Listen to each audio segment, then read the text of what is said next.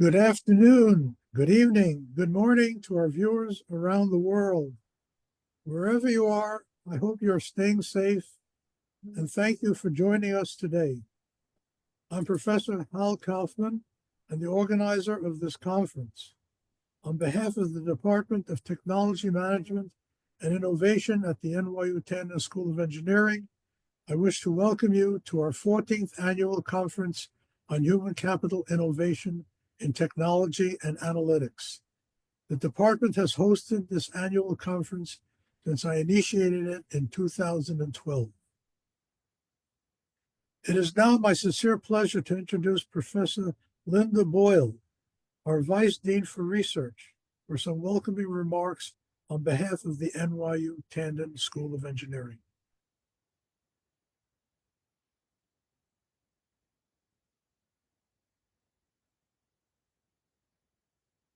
Hello, everyone. I'm Linda Boyle, and I am the Vice Dean for Research at NYU Tandon School of Engineering.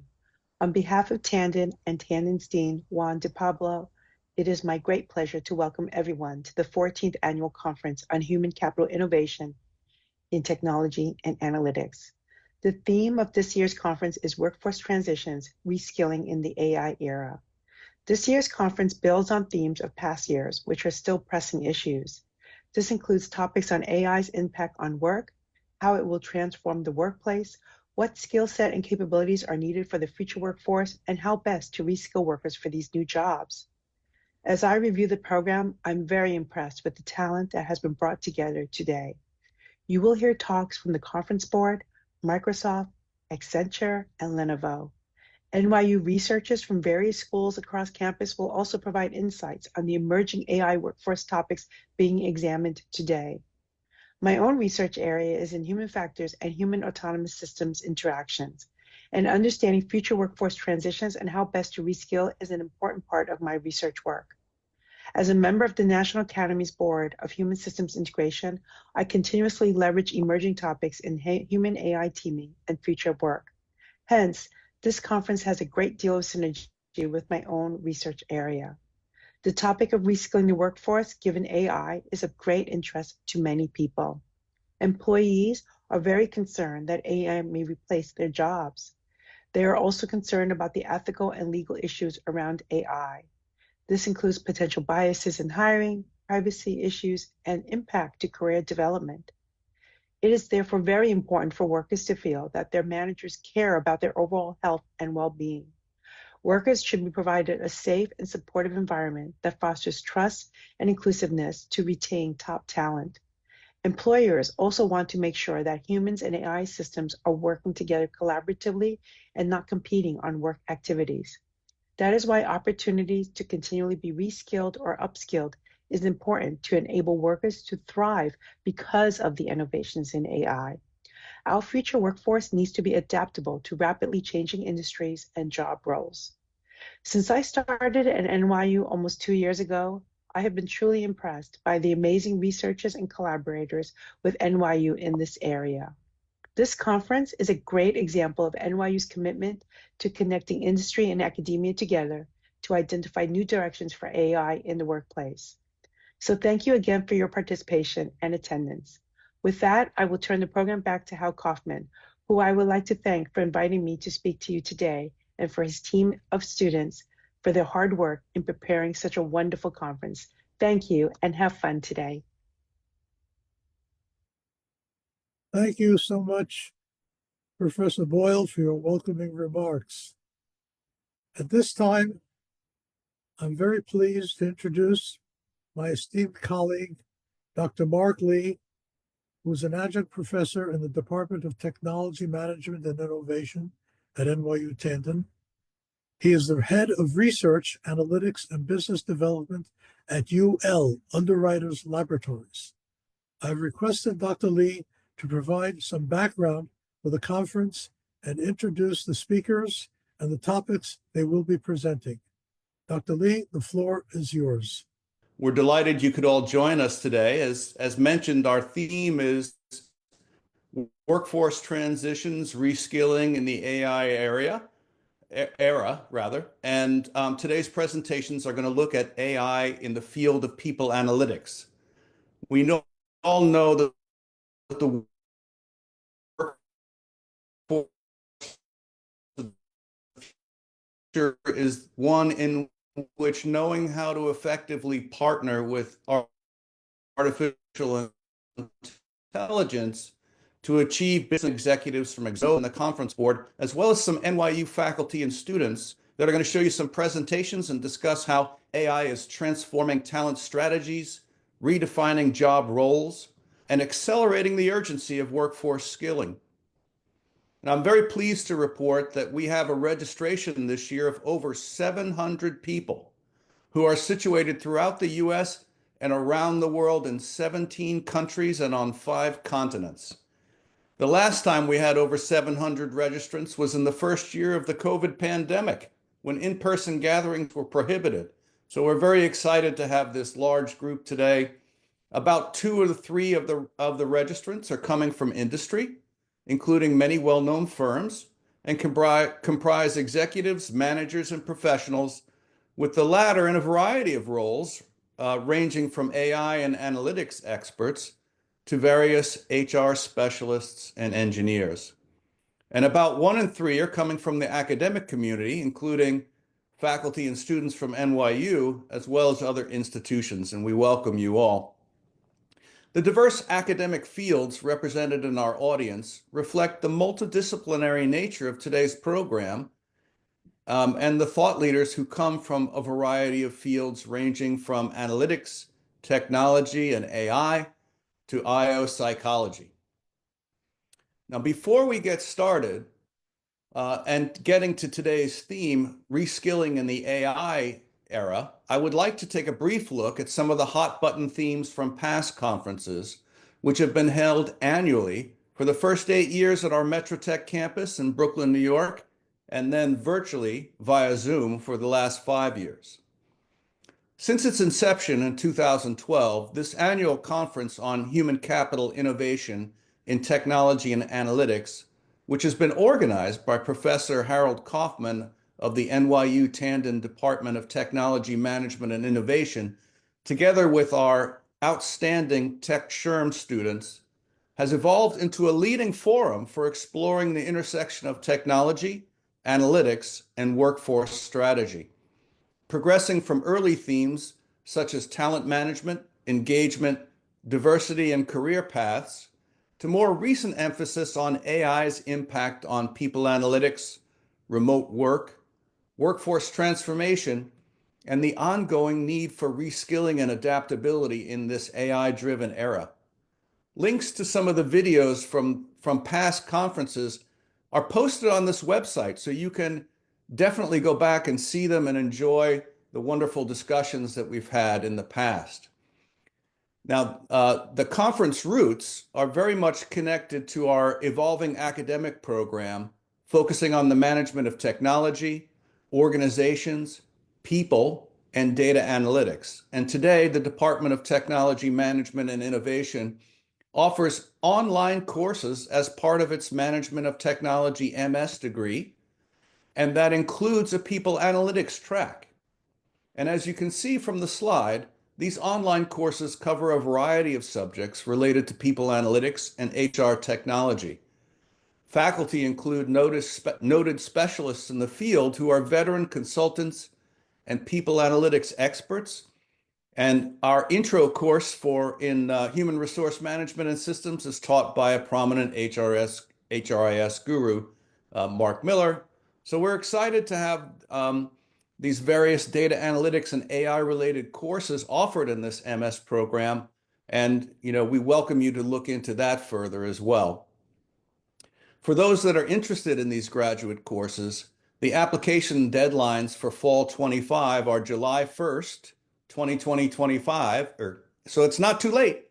And for the part-time online MS degree, it's August 19th. For visiting students who can take advantage of individual online and on-site courses, they may help you progress towards a degree.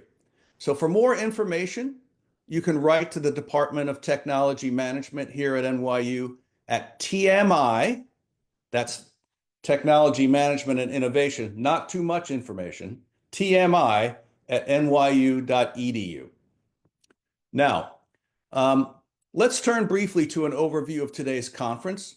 As you can see from the topics in the slide, the presentations will explore how AI is used in people analytics. The conference board is going to be examining the urgent need for reskilling as AI transforms industries, focusing on emerging skill gaps, continuous learning strategies, and how organizations can promote adaptability through upskilling. We're excited to also have Microsoft present how AI is rapidly transforming industries by automating tasks, changing job roles, and making higher order skills, adaptability, and lifelong learning essential if professionals want to succeed in this evolving workplace.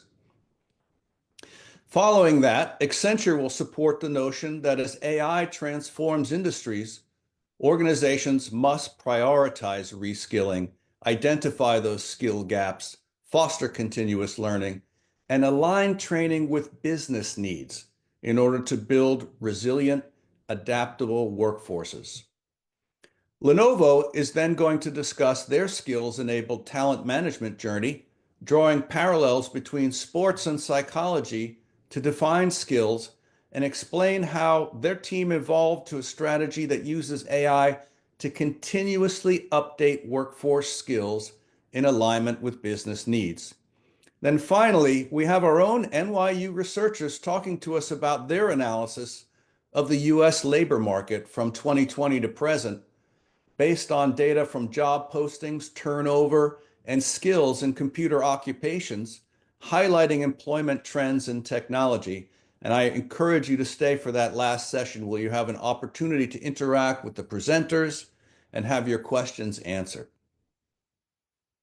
Now, this conference has been co-sponsored by the award-winning Techshrm chapter of the Society for Human Resource Management at NYU Tandon's School of Engineering. Now, Techshrm has provided much of the technical support and organization for the conference today. Many thanks to the Techshrm team, and we'll be hearing more about that later. We also want to thank our professional society co-sponsor, IHRIM, the International Association for Human Resource Information Management, which has also been with us from the very first conference. So much appreciation to IHRIM for being with us for more than a decade. We also want to thank IHRIM for approving a 4 recertification credit hours for attendance at this conference applied to their HRIP, Human Resource Information Professional certification. To verify your participation for credit hours, please contact us directly via the email in your conference confirmation, which is also on this slide, tandon-sherm@nyu.edu. A couple of things to know before we start. There's a conference program that has today's schedule, speaker bios, and abstracts available. You can go to the link on that slide, which is also in your invitation email, or just use the QR code on this slide. To maximize time for our speakers, their intros will be brief, and instead I refer you to the speaker bios and abstracts in the conference program. Now, regarding Q&A, we'd like you to direct your questions to the Q&A box and not the chat box. They can be general or directed to specific speakers, and to the extent possible, questions will be answered in the Q&A box during the panel discussions or at the end of the day, which is the highlight of the conference, I think. It's a nice conversation about the content, and I encourage you to stay for the last part of that program. And let me conclude by expressing my hope that you will leave here at the end of the conference enriched and a bit wiser about our theme for this year: workforce transitions, reskilling in the AI era. Now, I'd like to introduce our lead-off speaker today, who's from the conference board, which has a long history with today's conference that goes back to 2014.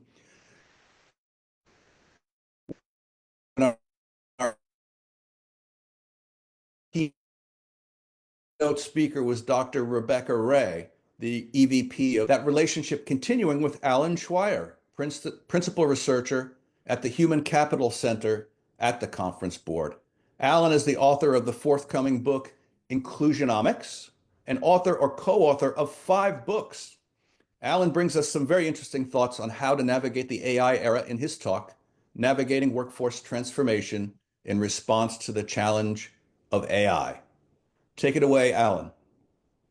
Thank you, Mark, and thank you for everyone for this opportunity to talk a little bit about some of the research that we've done very recently on the topics that Mark just introduced. I am going to share my screen, I believe, Siddharth. Correct me if I'm wrong, but I'll go ahead and do that and try to launch this right now. Tell me if you can't see it. You should be able to see. I'm going to make it bigger, obviously. Is that coming through for everyone? Is anyone tell me if it is or isn't? Yes, Professor. Yes, Oh, yes, Alan. Yes, we can see it. thanks, Siddharth. I appreciate that. And I'll go right into my first slide. I want to talk a little bit about how this is evolving and why it's happening.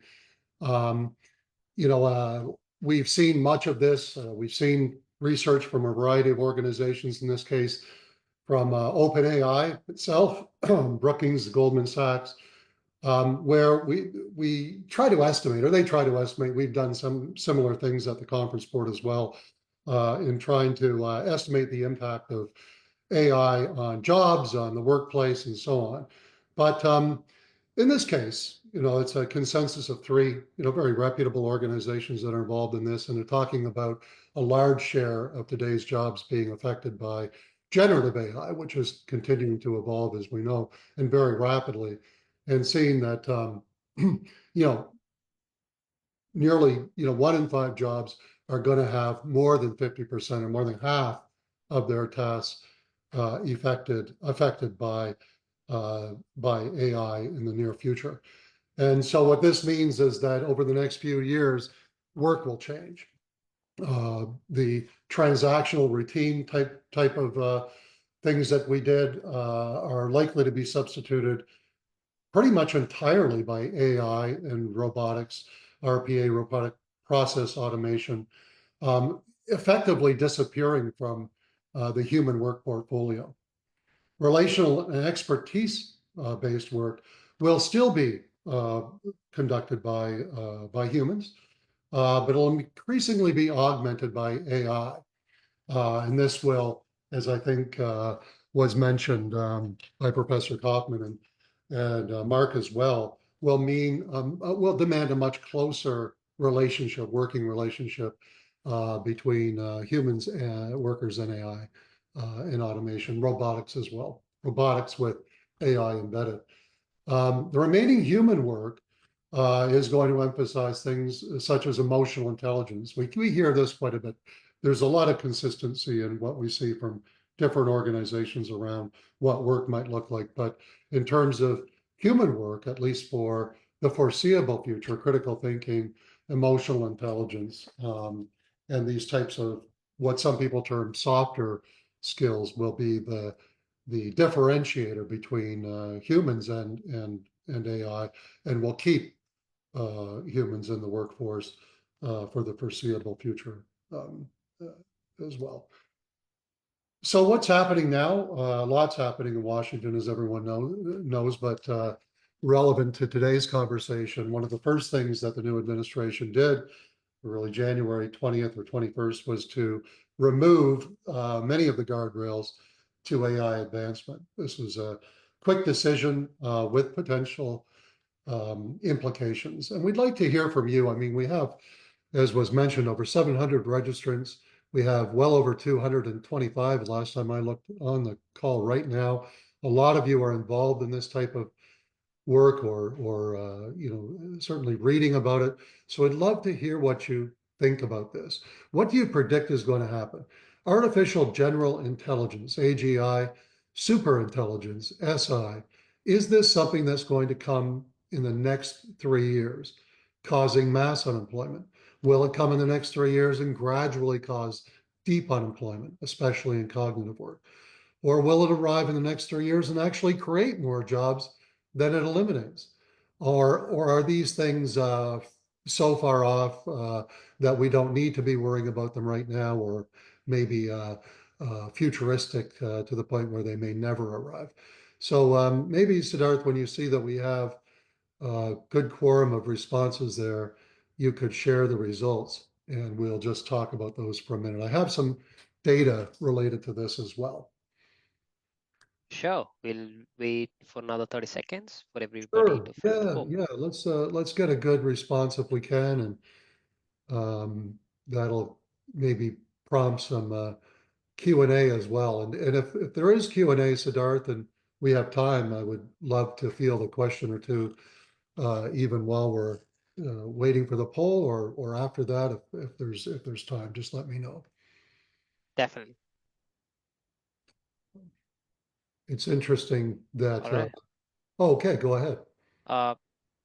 We have 123 responses, and so 39% of the attendees have said AGI or superintelligence will arrive in the next 3 years and gradually cause deep unemployment, especially in that that's what in cognitive work. Okay.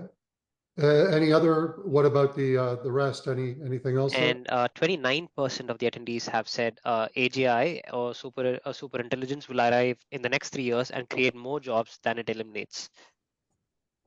And 25% has said AGI or at least superintelligence is further off than 3 years. And nobody has chosen the option that AGI or superintelligence will never arrive. Okay, 35% is further off than 3 years. Okay. Yes. Interesting. 39% believing that it's coming in the next 3 years and could cause mass unemployment. 29% believing it could create more work than it eliminates, and 35% believing that it's further off than 3 years. So keep those in mind as we go through. Maybe Siddharth, you could, or maybe I can eliminate this and keep going. I don't seem to be. Oh, there I am. Okay. So some of you may have seen these reports in the New York Times and other sort of mass media outlets, where interviews have been conducted with the AI leads in the last two administrations, the current and the last administration. It was eye-opening for me to see that both administrations believe that AI is within the next 3 years. The difference is whether you define this as super intelligence, or maybe something an order of magnitude better than we have right now. Artificial general intelligence, or something less than an order of magnitude than what we have now. AGI could mean something very advanced, or it could even mean super intelligence. It's unclear what the administrations think is coming in 3 years. What is clear is that they believe that AGI is coming within 3 years. This could be driving some of the decisions that are being made by the new administration. But we also have other evidence. Microsoft is going to be talking. Microsoft released had information about quantum computing that was pretty astonishing in what it could do about a month ago. And advances in quantum computing seem to be keeping pace with advancements in AI almost. Certainly not to the degree that they're applicable in business yet, but just in the rapidity and the magnitude of the improvements. Some organizations like Shopify have said that you're not allowed to hire anyone anymore unless you can prove that AI can't do the job. That's right now. And then we see articles from time to time about even the decline of knowledge work. So things are happening. I think the distribution of results we had show that really smart people are on both sides of this argument, that believe that it's coming, it's going to be significant, and it's going to crush the labor market. Others, it's coming, it's going to be significant, it's going to create jobs, and a big chunk too saying we're not going to get this within 3 years. So we'll see, and that's part of the difficulty right now in in preparing for this. We don't really know, obviously, what's coming. But it is likely that, I mean, there is a likelihood, as was reflected in our poll results and many other studies on this, that we could see a deeper skill shortage and even a generalized talent shortage that is worse than what we've seen in the last few years as a result of advanced AI. So organizations need to be thinking about that. They also need to be looking at some of these types of reports. And this one happens to come from the Conference Board, but we've seen these from other organizations too, trying to predict the impact that AI will have on specific roles. What's interesting about many of them is that they really suggest that knowledge work, cognitive work will be the we'll see the largest impact the soonest. I think we're already starting to see some of that happen. Haptic robots, robotic process automation is further out. So people who are working more physically are likely to see less impact, at least in the next few years, than people who are doing things that generative AI and other, uh, automation appears to be getting better and better at. Um, the key point here is, we don't know, but the demand for skills types, whatever those skills types may be, is changing more rapidly than it has in the past. And it's likely to pick up significantly in the coming years. We're seeing the slowest change right now. The pace of change is likely only to increase in the future. So keeping that in mind, organizations that aren't thinking along these lines are likely to put themselves at a disadvantage in the next few years.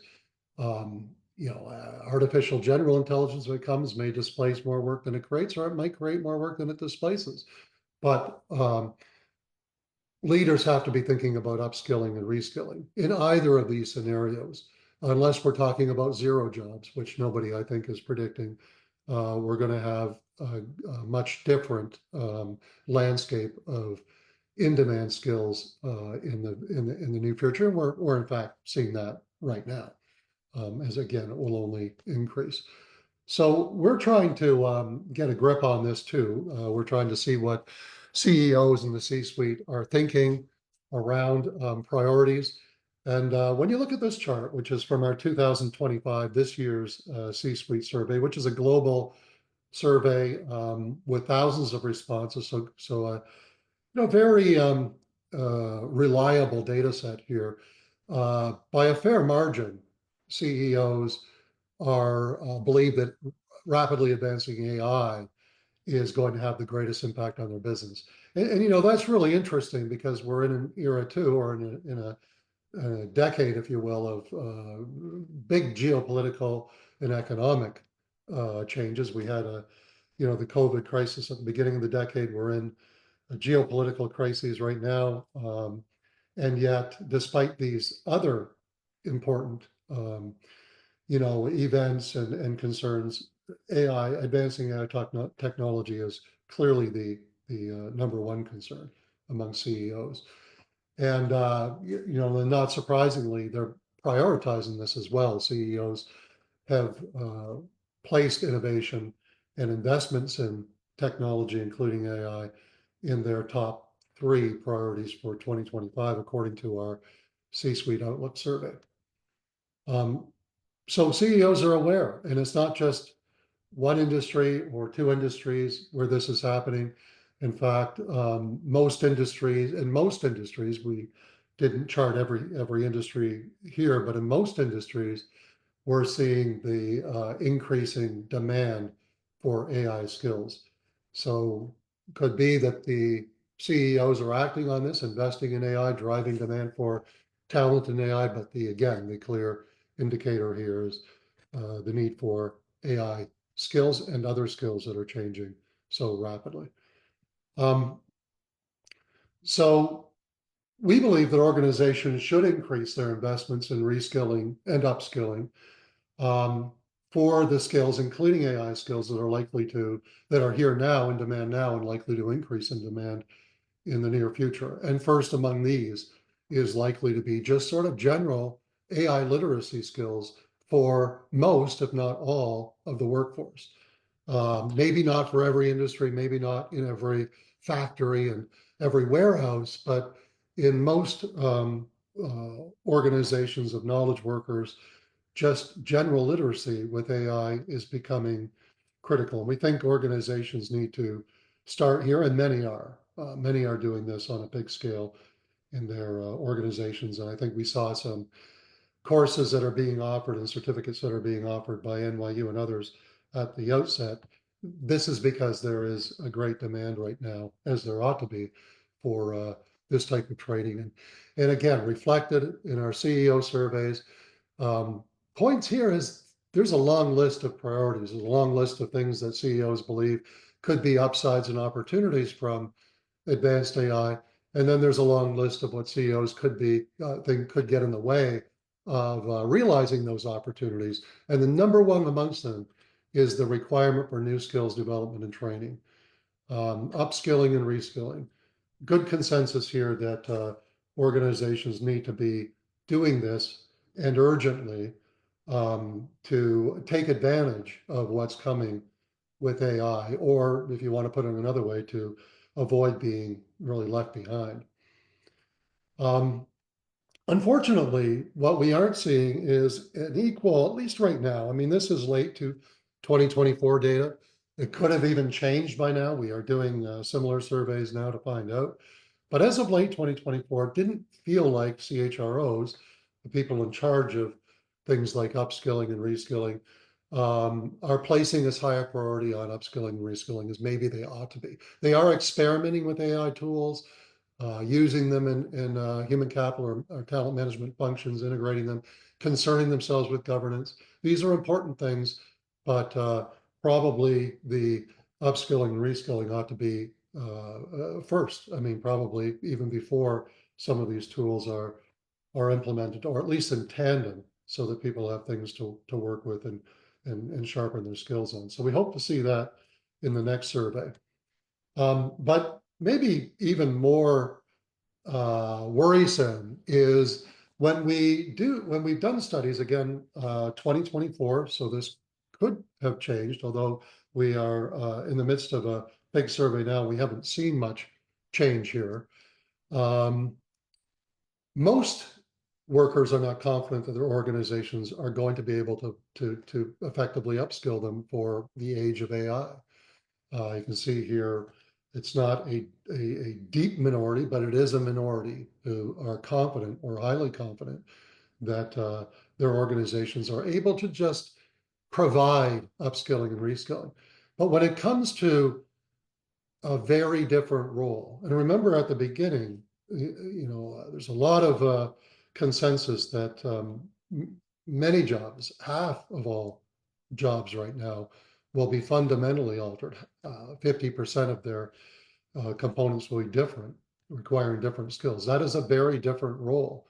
And only 1 in 5 workers are confident that their organizations are prepared to help them do that. The implications for this are important. We are not able to share this data right now. It's not published yet, but this is our 2025 job satisfaction survey. This is the oldest in the world. It's been running since 1987. And even though job satisfaction is up generally in 2025, what we see in this slide is that, or what you don't see in this slide is that workers are not feeling satisfied about the support their organizations are giving them in their skills development. But those who do feel that their organizations are supporting them to a great extent, considerable, moderately, and so on, you see here, are much more satisfied overall than those who are feeling unsupported. So a real indication here, not surprising, that people want their organizations to step up and make sure that they have the skills they need to compete in this era of advanced AI. Again, from the same survey, Workers who don't feel supported, and here's the big risk, they're going to leave. I've seen other research that shows that 2/3 of employees who are not supported in building AI specific skills and or then not supported in applying those skills at work, maybe because their organization is afraid to unleash AI tools or whatever the case may be, 2/3 are actively seeking other work. And our survey supports this. People who intend to leave within the next 6 months are far more likely when there is a low investment in their skills development than when there is adequate or high investment in their skills development. So really, this is important on so many fronts. No one wants to be looking for work now or 2 years from now with an antiquated skill set. And no organization, I think, wants to find itself with a workforce that has an antiquated skill set as the world changes so dynamically. The challenge again, organizations just aren't doing this. This is again a survey from 2024. This is late 2024. Good response, reliable data, and I was not surprised to see that most of the learning that is taking place in organizations, or at least the biggest single type of training taking place, is informal. It's self-directed. It's going out and doing it on your own. And you can look at some of these other elements too. If you add these up, the majority is self-directed and informal.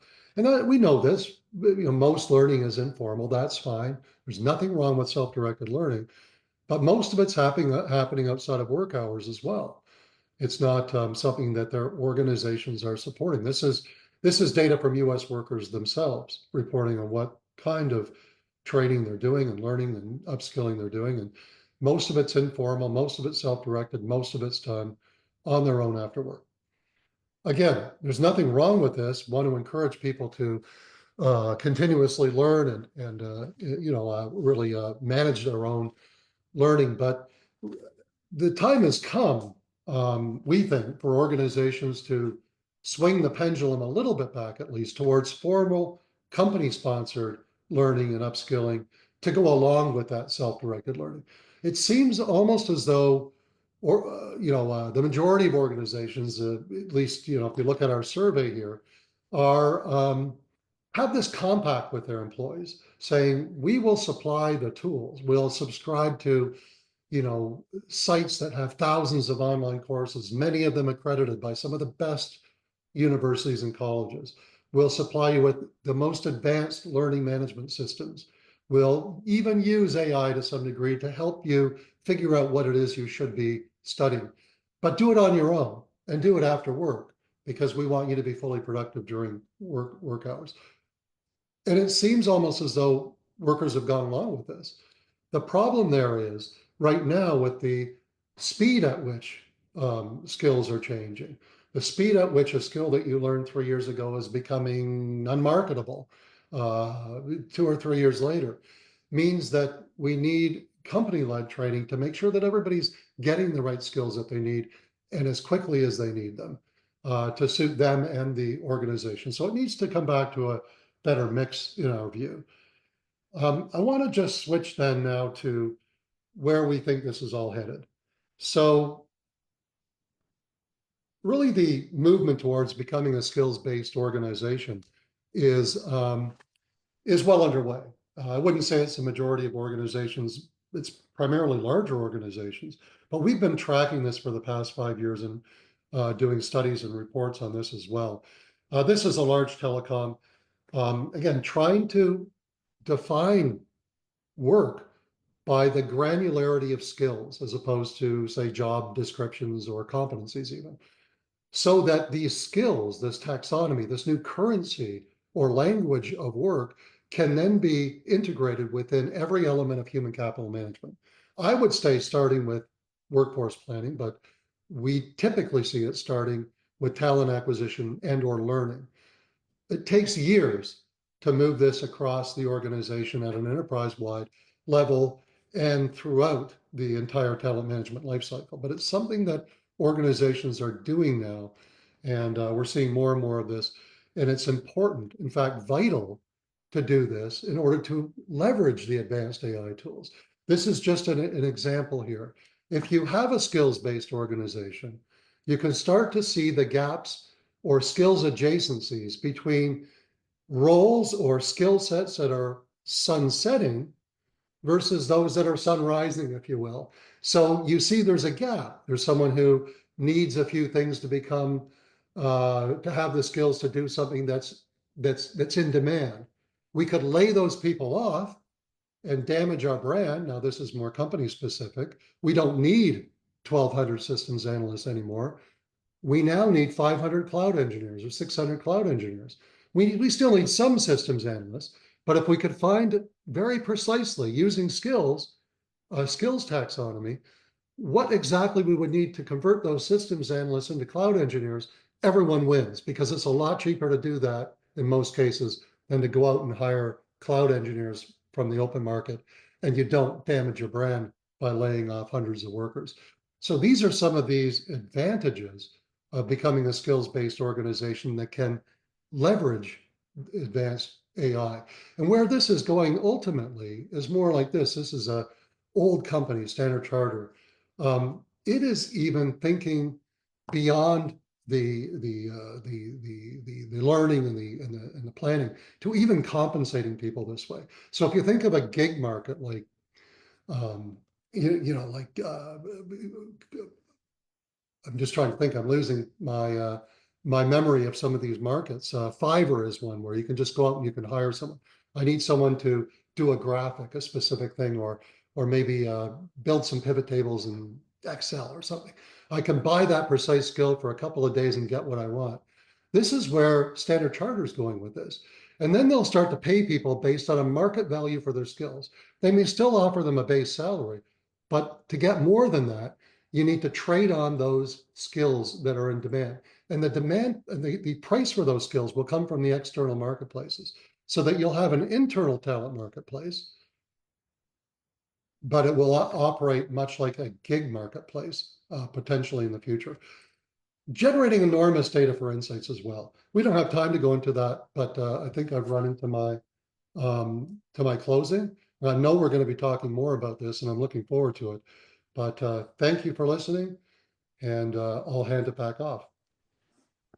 Thank you, Alan. Really interesting data, and I think that sets the tone well for the rest of the day. So thank you very much.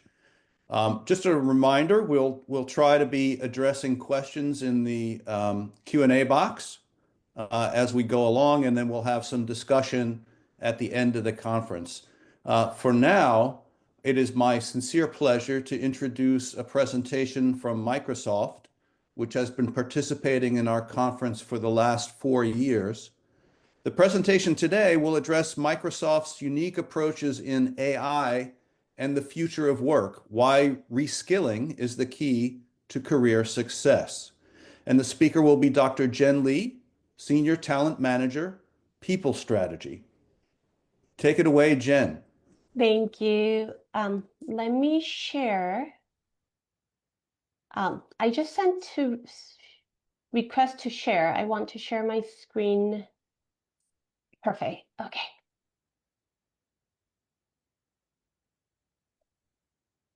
Can you see my screen? Yes, we can. Yes, thank you.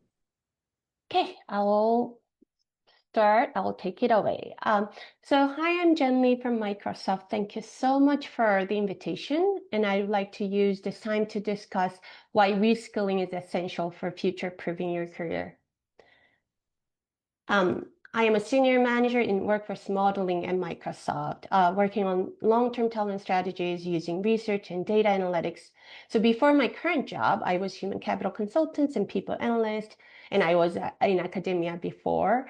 My current focus is on the impact of AI on the future of work, not just within Microsoft, but overall across labor force. With my academic background, my passion is to bridge research and practice and providing leaders with data-driven insights for informed decision. So artificial intelligence is a pivotal force shaping the business landscape today. So everybody knows how big and huge the AI is now. The left graph shows that it took Netflix about 3.5 years to reach 1 million users, Twitter about 2 years, and Instagram about 2.5 months. ChatGPT achieved this milestone in just 5 days. And Bloomberg has projected that the generative AI market will grow into a market cap of $1.3 trillion over the next decades, up from the market size of $40 billion in 2022. So in 2024 alone, 36 AI companies gained unicorn status, representing half of all the unicorns that year. So these figures illustrate the rapid growth and the dominance of AI technology. However, the impact of AI on the future of workforce remains uncertain. And when you look across all the industries, all the experts, the opinions are very diverse. So prominent voices like Bill Gates and Mustafa Suleyman suggested that AI could drive significant economic growth by automating a wide range of jobs. On the other hand, thought leaders such as Fei-Fei Li from Stanford and Jensen Huang from NVIDIA emphasized that while many roles will evolve, the key challenge lies in helping people learn how to collaborate effectively with AI. And if you're concerned about AI replacing your job, you're not alone. According to Pew Research, approximately 52% of employed adults feel uncertain about the future use of AI in the workplace, although they recognize that AI chatbots can speed up their work. So they do recognize how helpful AI and that influences their fear of whether AI can ultimately replace my job and me. So let's take a look at how AI can support data analysis and insights gathering. I'll play this, and if you can't hear the sound, let me know. Introducing the next generation of Can everybody hear the sound? Yes. AI in Microsoft Power BI. Sorry. Oops. Introducing the next generation of AI in Microsoft Power BI. Copilot in Power BI empowers your people to unlock the full potential of your data and move from data to insights fast. Now, with Copilot in Power BI, you can use natural language to bring your data. If you could turn up the volume, Jen. Sure. From my end, I think it's fully up. Is it too small for everyone? It's a little low, so if you could boost it, please do. If not, then people will have to boost on their own computers as well. Insights. How about this now? You're looking for. And next generation AI will create your report and help you refine it. You can then dig into this data further by asking a question, and Copilot will find the best answer. Not only does Copilot help you visualize your data, but it taps into Power BI's advanced analysis capabilities to help you find key influencers and outliers and create forecasts. Copilot can summarize your data into easy-to-understand text narratives that help others quickly get important and relevant insights. And for analysts who are creating calculations and modeling data, you can simply describe what you want, and the code is automatically generated. With Copilot in Power BI, turning data into impact has never been easier.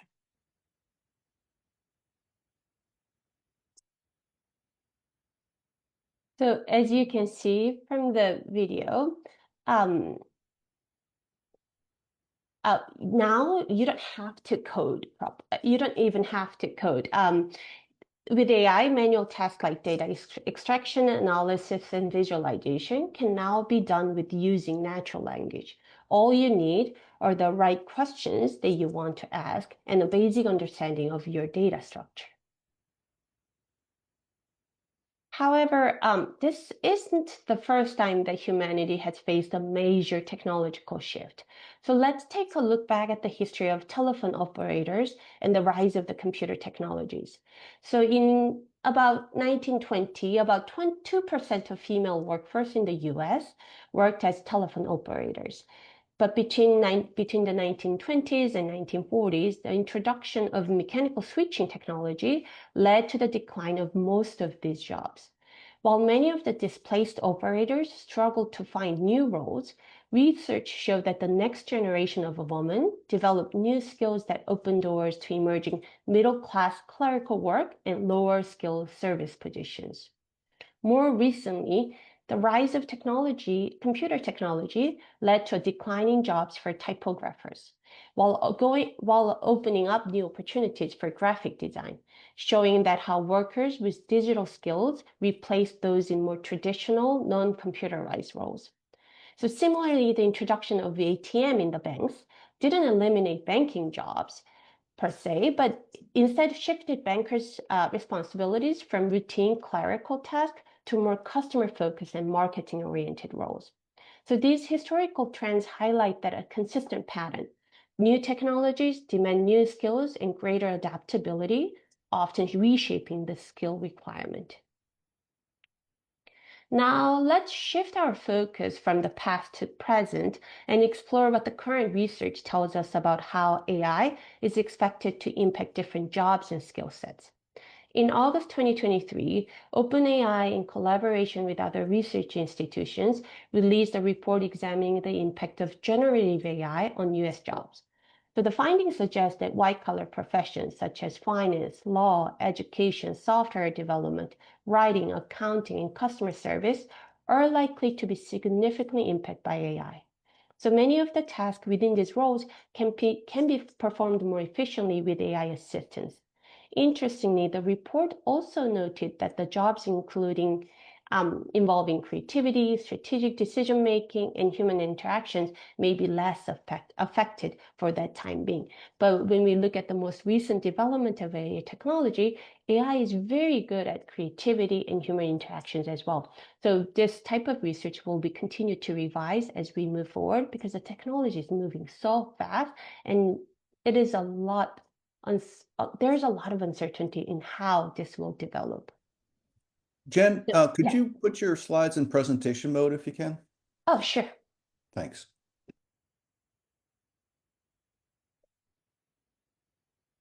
Did it work? Super. Thank you very much. Okay. So, however, this may change as AI continues to evolve. That same year, McKinsey & Company also published their own analysis offering a different perspective. So their estimates point to the greatest value of generative AI emerging in sales, marketing, customer operation, which involves a lot of human interaction and creativity, with relatively lower impact expected in legal and finance roles. So these contrasting viewpoints highlight the current uncertainty around how generative AI will reshape the workforce, although there's a broad agreement that it will profoundly change how we work. Generative AI is often considered as the general purpose technology, much like electricity. And just like electricity, it may be too early for us to fully grasp the scale of its long-term impact. So for instance, it took nearly 50 years from the first commercial use of electricity for its true societal transformation to become clear. So that's why research focusing on smaller, more specific impacts of AI can be especially valuable for us. So this kind of work helps organizations and professionals make more informed decisions about when or when not to use AI effectively. So from broader industry level research, we are now moving down to the individual task and individual performance. So here, Boston Consulting Group conducted experiments with their consultants and found that generative AI significantly improved performance in creative product innovation tasks, but had a negative impact on business problem-solving tasks.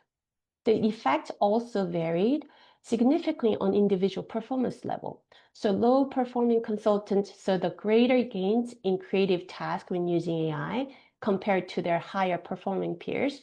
However, the same group underperformed when using AI for analytical problem solving, suggesting that the impact of AI is highly context dependent and influenced by both task type and the user skills.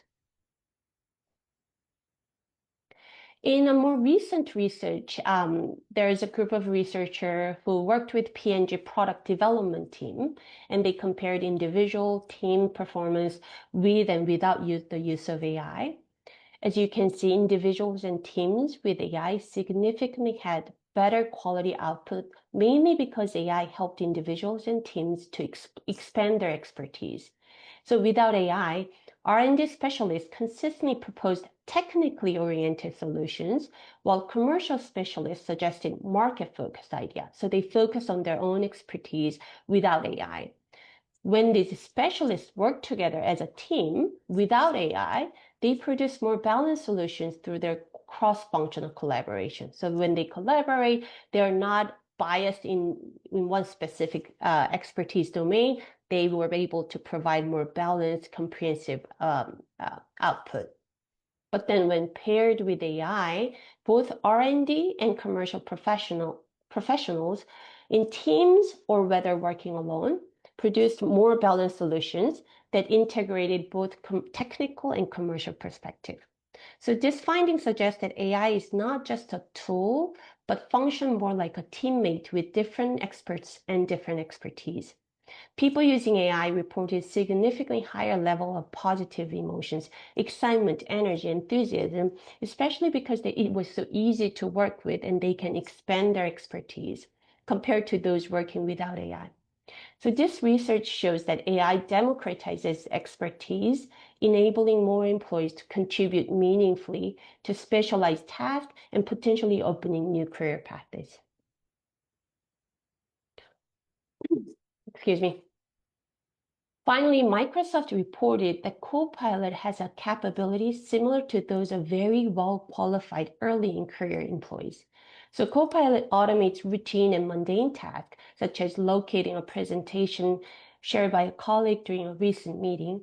But more importantly, users are finding the most value in utilizing Copilot for more complex and nuanced tasks, such as composing an email tailored to specific audience type, or analyzing a data set and suggesting an appropriate visualization format. So the most advanced Copilot users treat Copilot as a junior team member, breaking down tasks into smaller parts, providing clear instructions to Copilot, reviewing the output that Copilot produced, and offering feedback, and then let the Copilot do the revision. So in essence, Copilot super users demonstrate the skill of an effective manager. Whether you are a manager or not, having a managerial skill helps you managing Copilot as your teammate. So these Copilot super users know how to delegate, set expectations, and guide the process to get the best results from AI tools. While AI offers significant benefit, it is important to acknowledge that it's not without its flaws. For example, when Amazon developed an AI recruitment tool, it encountered serious challenges. The system developed a bias towards male candidate because it was trained on a historical hiring data, which had a higher proportion of male employees. As a result, the tool unfairly penalized resumes that include terms like women's chess club or female developer society member, leading Amazon to eventually discontinue the system. Similarly, Google's ad targeting algorithm displayed high-paying job advertisement to men more frequently than women, even when women search for high-paying roles. This bias is due to the fact that AI relies on data reflecting the existing gender inequality in hiring and career opportunities. So furthermore, the regulators investigated companies like Apple Card and Wells Fargo for discriminatory lending practices because some AI-driven lending platforms were more likely to deny loans to Black and Latino applicants, even when they had similar credit scores as white applicants. Again, AI relied on historical lending data, which reflected past racial discrimination in banking.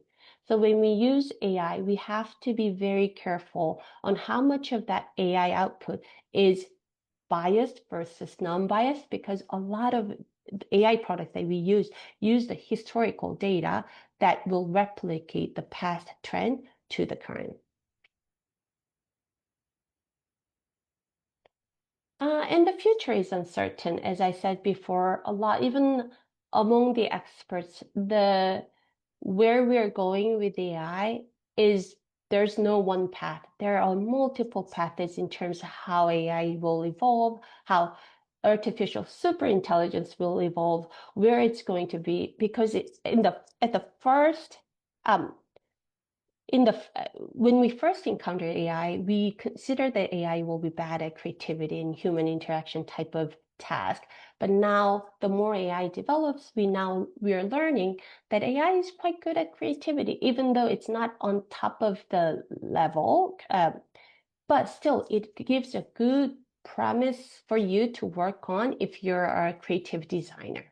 So as we have to continue to monitor where the AI technology is moving so that we can prepare our skill set to complement what AI is providing us. As I said, the future is uncertain. It is crucial that we prepare for it. So one of the best ways to prepare for its future is acquiring the skills needed to pursue any career of your choice. The World Economic Forum recently reported that by 2030, 92 million current jobs will be displaced, which constitutes about 8% of the total employment. However, this will be offset by the creation of 170 million jobs, equivalent to 14% of today's total employment. So the core skills in 2025 is analytical thinking, resilience, flexibility, agility, leadership and social influence, creative thinking, motivation and self-awareness, and technological literacy. But I think these core skill sets will continue to evolve as we see the development of AI technology. And then it is anticipated that many new professions will emerge, including AI ethics manager, bias auditor, AI cybersecurity analyst, and AI relationship manager as more jobs and organizations integrate AI into their operation. So if AI is comparable to electricity, then we not only need more electricians who know the technical aspect of that technology, but everyone will use electricity to increase productivity and improve their quality of life. So the history teaches us that reskilling is essential to remain relevant during major technological shift. So previously, the lifespan of skill was approximately 30 years, which was enough to support a lifelong career. Currently, this duration has been reduced to 7 years. AI will definitely create tons of new jobs, but it also means that we need to level up our skills. Think of it like when typewriters went out and the computers came in. Typing jobs disappeared, but the typist who knows how to use Windows survived. So what can you do next week or even tomorrow? So Microsoft research found that Copilot powered users weren't necessarily the most technical people. They were the most curious people. These were the people who explored and experimented with AI every day. So they stayed flexible, adapted quickly, and constantly tested new ways to integrate AI into their work. Many of you have used AI, and you can see we don't have a simple playbook on how to use AI. That is both challenging and opportunity. Anyone can become power users. It starts by trying, failing fast, and learning and pivoting. So the key is to stay open and stay playful and stay in motion, because AI is a powerful tool once you know how to use it. So try something new today and keep exploring, because the future won't wait and it belongs to the ones who do. So I think I covered all the things that I prepared for today. I think I still got some time. I can take questions now or later. Any feedback will be appreciated. We do have a little bit of time now if someone wanted to ask a question. If not, I can give a toilet break if anybody wants it. I do have one question. Yes. It's from Deanna Pollock. Jen, you can't have it both ways. You can't say Copilot is about developing employees and skills when it isn't a person, nor in my mind enhance leadership and social influence. It's a bot or an artificial tool.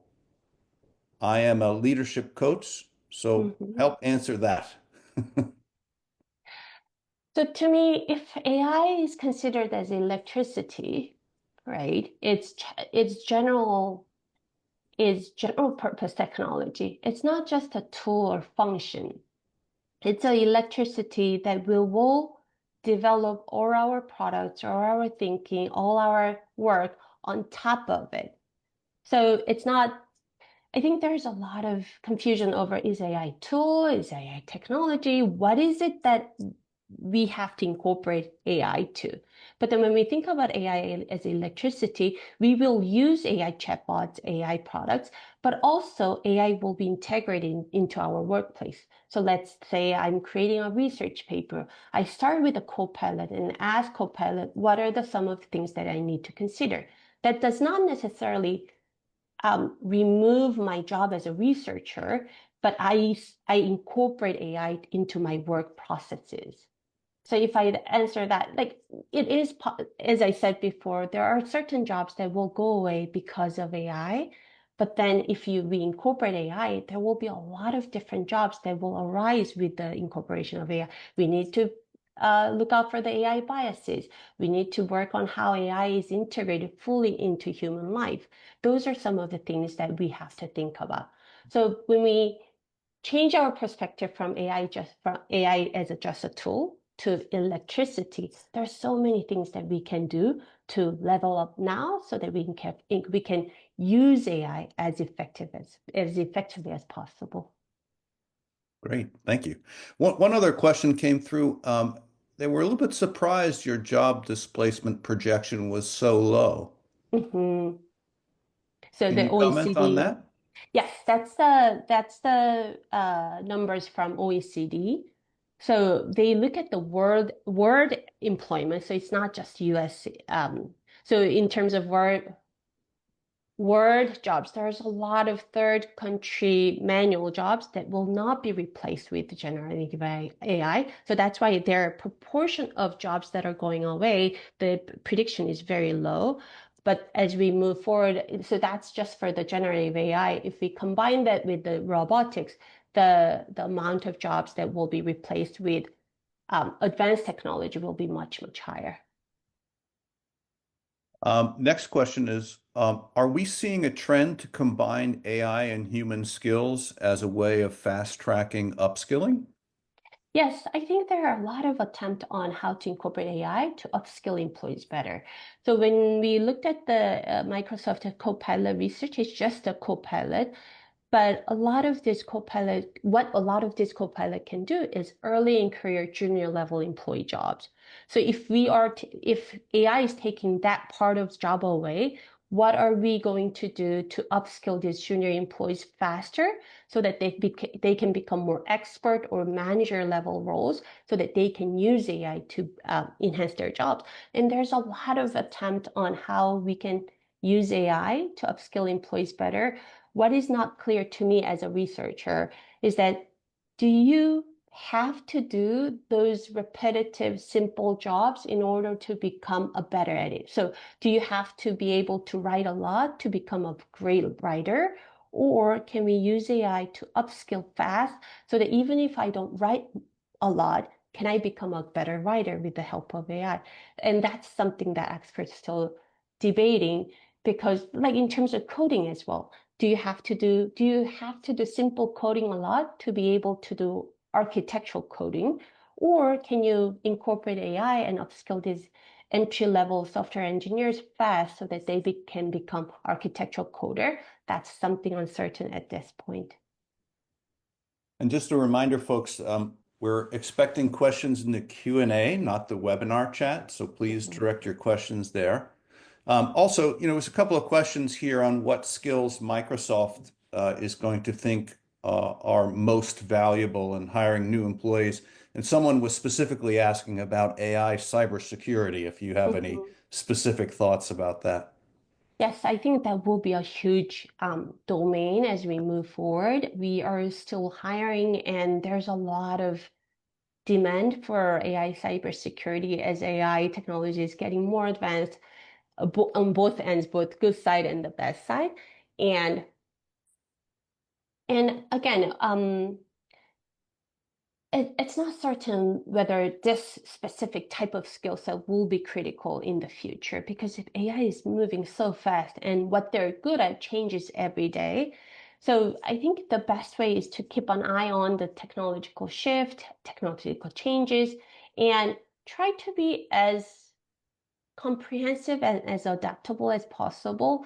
If you follow a lot of technology newspapers, a lot of work can be done with natural language at this point. So if you have good ideas, if you're creative, if you're not thinking the way the AI can think, I heard that the previous presenter said that Shopify now requires, the CEO sent out a tweet that everybody now requires to make a logical argument why they need a human that cannot be done with AI. So if you have a skill that cannot be done with AI, that's a perfect place to start. Fantastic. Thank you very much, Jen. Fascinating discussion. We will have time for questions at the end as well, Yes. but now we're going to have to move on. Right now, it's my pleasure to introduce our speakers from Accenture, which has been a participant in the conference for the 5th year in a row. So thank you for being here again. And the presentation today will address your unique approaches in navigating reskilling for a future-ready workforce. The presenters are Dr. Lily Dwan, Managing Director of Accenture Strategy and Consulting, Talent and Organization/Human Potential. And then we're happy to welcome Lily back for the 4th year in a row. And joining Lily today will be Moira Funchion, Associate Director, Accenture Strategy and Consulting. Take it away, Lily and Moira. Thanks a lot. Thank you so much for continually having me back. Share some of the client examples and the practices that we have. Moira, if you can just quickly put it. Thanks a lot. Let's go to the next page. Yes, a quick introductions about me, and then I will turn the mic to Moira to introduce herself. I'm Lily Dwan. I'm a managing director at Accenture. I'm leading a global group focusing on TNO, intelligence and insights. And our teams has been emphasize how we're able to leverage data analytic, AI, agentic AI these days, and to address for organizations any questions and concern topics associated with the employee.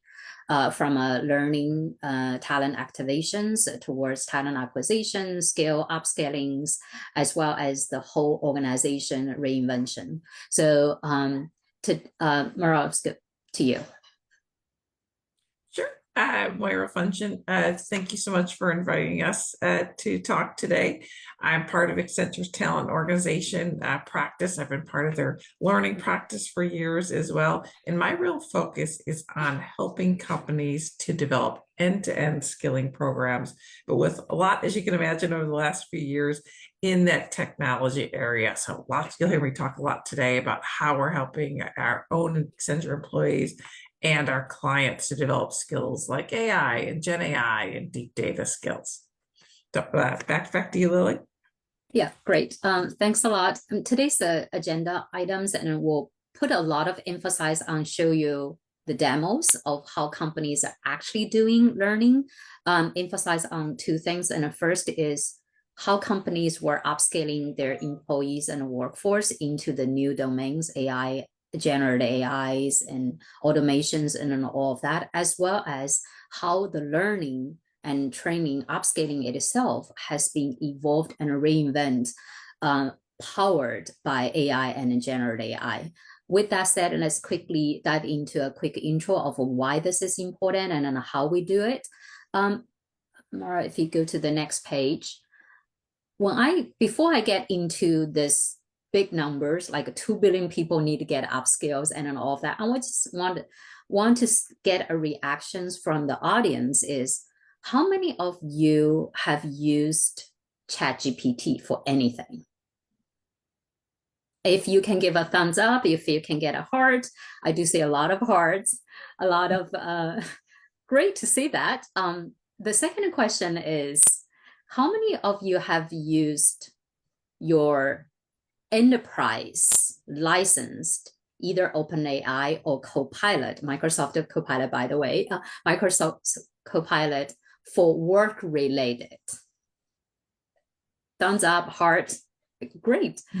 So it does mean that this particular cohort is already ahead of the curve of of the entire workforce and towards adapted to the new. So I want to put a couple additional numbers here. We're not just emphasize on the training for the training purpose. What we're emphasize is we're actually upscale and learn, help organization adapt it to the new, and with a big impact towards the bottom lines, whether it's the 2.5 trillions that you are seeing here from a operation and actual revenue impact, as well as the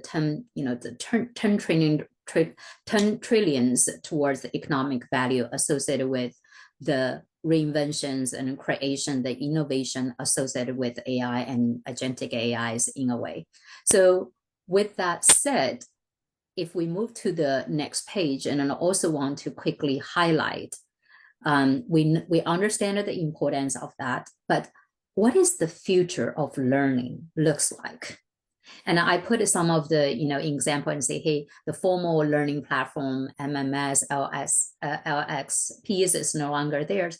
But how do I make it real for employee?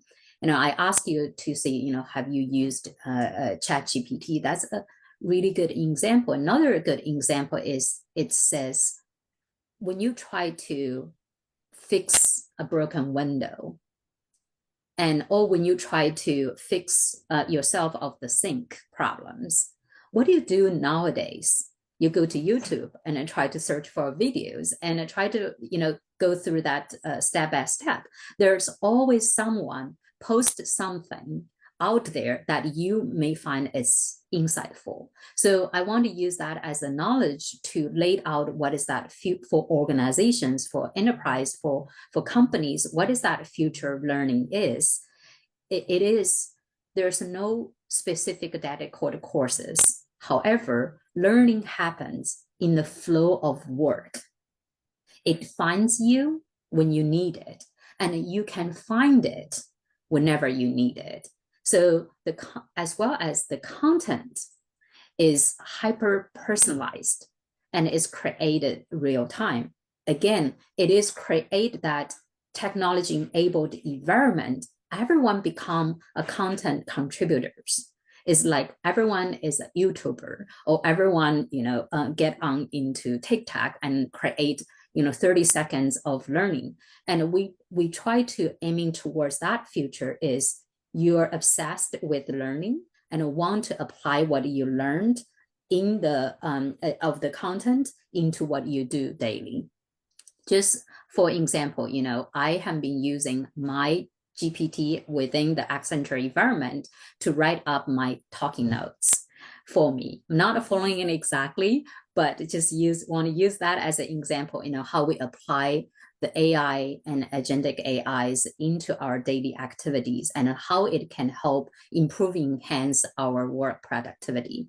If we go to next page, I want to put a little bit emphasize more analytic aspect on how it come to life of the future of learning in the ways that I want to emphasize is that the future is already here. We're combining AI, data, analytic technology to create a learning that adapt to you on the fly. Thinking about a biometric feedback, we track how many steps you're working through your phone, through your watch, and the organization is provide a technology environment. It can help you track what you have learned, what would be the most important to learn based on your role, the work, the task that you are giving assigned, as well as how you're able to share what you have learned back to the broader set of community. So the AI anticipates your next learning needs. You have, these days, and I work on many clients to focusing on the digital twins within the organization. The digital twins can also help you identify what you have been doing well, what you haven't been doing well, what is the next most important things for you to prioritize, emphasize on, and to free up the times for creativity. And all of that is laid out how the future of learning could be. If we go to the next ones, and I want to put another perspectives on the learning and the training, most of the organizations nowadays is still under the early stage. It is focusing on the individual learning and the trainings adapted to the new, understand the basics. But what we believe the true value or the true impact is actually on the later stage. When you start to create, when you start to introduce and create the end-to-end process, that how the AI is embedded to your job flow, and as well as the creation and development of agentic agents, super intelligence that specialized into your workflow. So if I'm a hiring manager, I have a digital twins or have a super agents to help me screening 1,000 resumes in 5 seconds, and give me indicators of what what is the ranking. I can communicate with the intelligence agents in a ways to say, hey, tweak your prompts and emphasize more attributes on this, more attributes on that. So like that will be the real values were happening into the real impact towards the bottom lines. So I have been giving, put a really very good pictures of what that future could look like. Want to turn in tomorrow to show you some of the demos of how that looks like. Great. Thank you, Lily. So we're going to start with talking about one of two different accelerators that I'm going to mention today. The first one is one I'm super excited and passionate about because it did something really amazing for us at Accenture. Well, first, we need to start off thinking about how big our organization is. We have over 700,000 people across the globe at Accenture. And a few years ago, our CEO, Julie Sweet, knowing that Accenture, right, like most organizations, were pivoting to become more global, pivoting to become more digital and more data focused. So she knew we needed a program that really helped everyone do that. We have a lot of people at Accenture who are very deep technologists. We have a lot of people who are working in finance, who are working in talent like myself, who are working in HR. And she knew that no matter who you are at Accenture, you needed a base knowledge of digital and data. As she said, which I always love this quote, I don't need everyone to be a coder. I don't need everyone to be an engineer, but I need everyone to think like a technologist and begin that shift in your mind, almost rewiring your brain to think differently. So we created a program called Technology Quotient, or TQ. And what's super cool is it actually became part of our culture, right? The program consisted of about 14 different short kind of snippets or videos on the different technologies. We brought in a speaker, just was super dynamic. He actually calls himself a technology translator. He takes really complex technologies and explains them in a way that's really easy to understand. So we took his videos. We took videos of our executives talking about why each technology was important to our clients. We did pre and post assessments. And we also did what we call a TQ score, which I don't know if all of you are tend to be like our organization, we're pretty competitive. So by putting a score into the program, whether you either took the course or you just passed the pre and post assessments, everyone started talking about their technology score, or what we call our TQ score. People would put it in their email footers, right? It got people really excited, right? So it became not a training program, right, where you checked the box and said, like compliance training, I took it.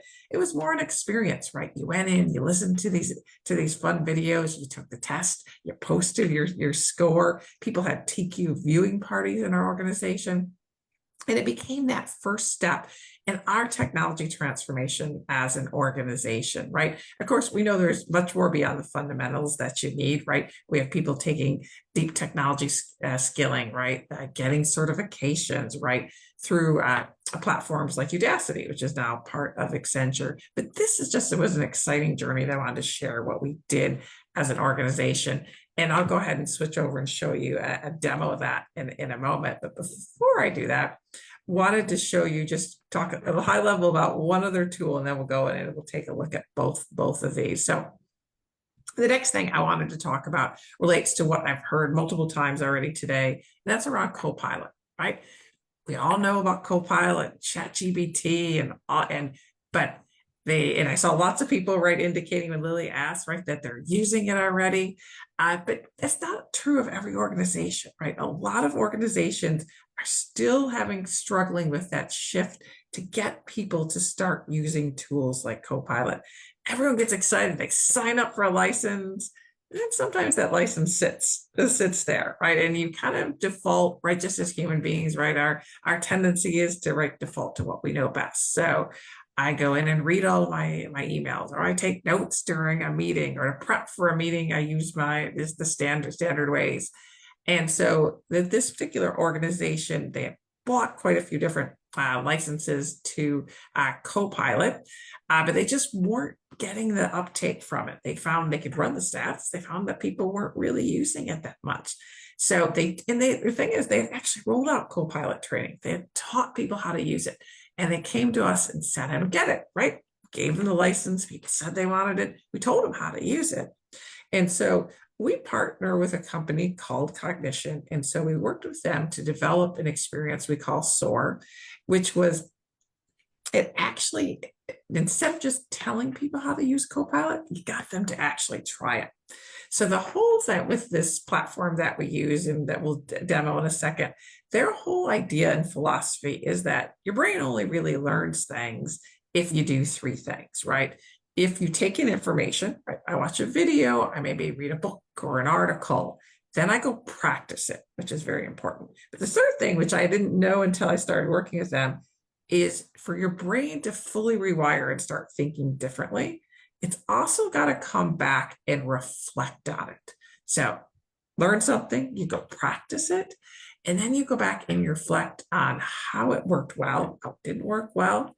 And then part of this platform as well, you actually can share what you've learned with others right through the platform.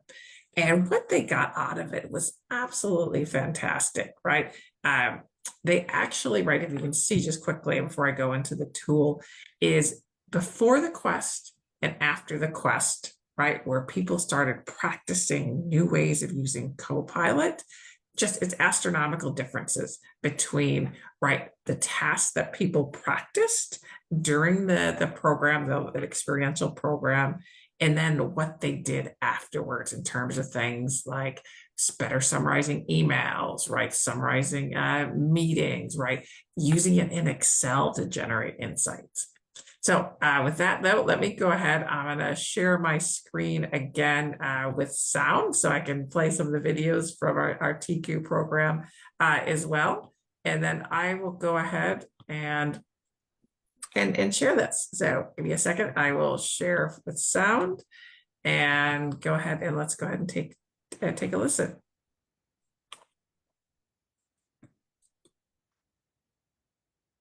So let's start with the Copilot experience that I mentioned. So I talked about how it's a platform called Soar to More.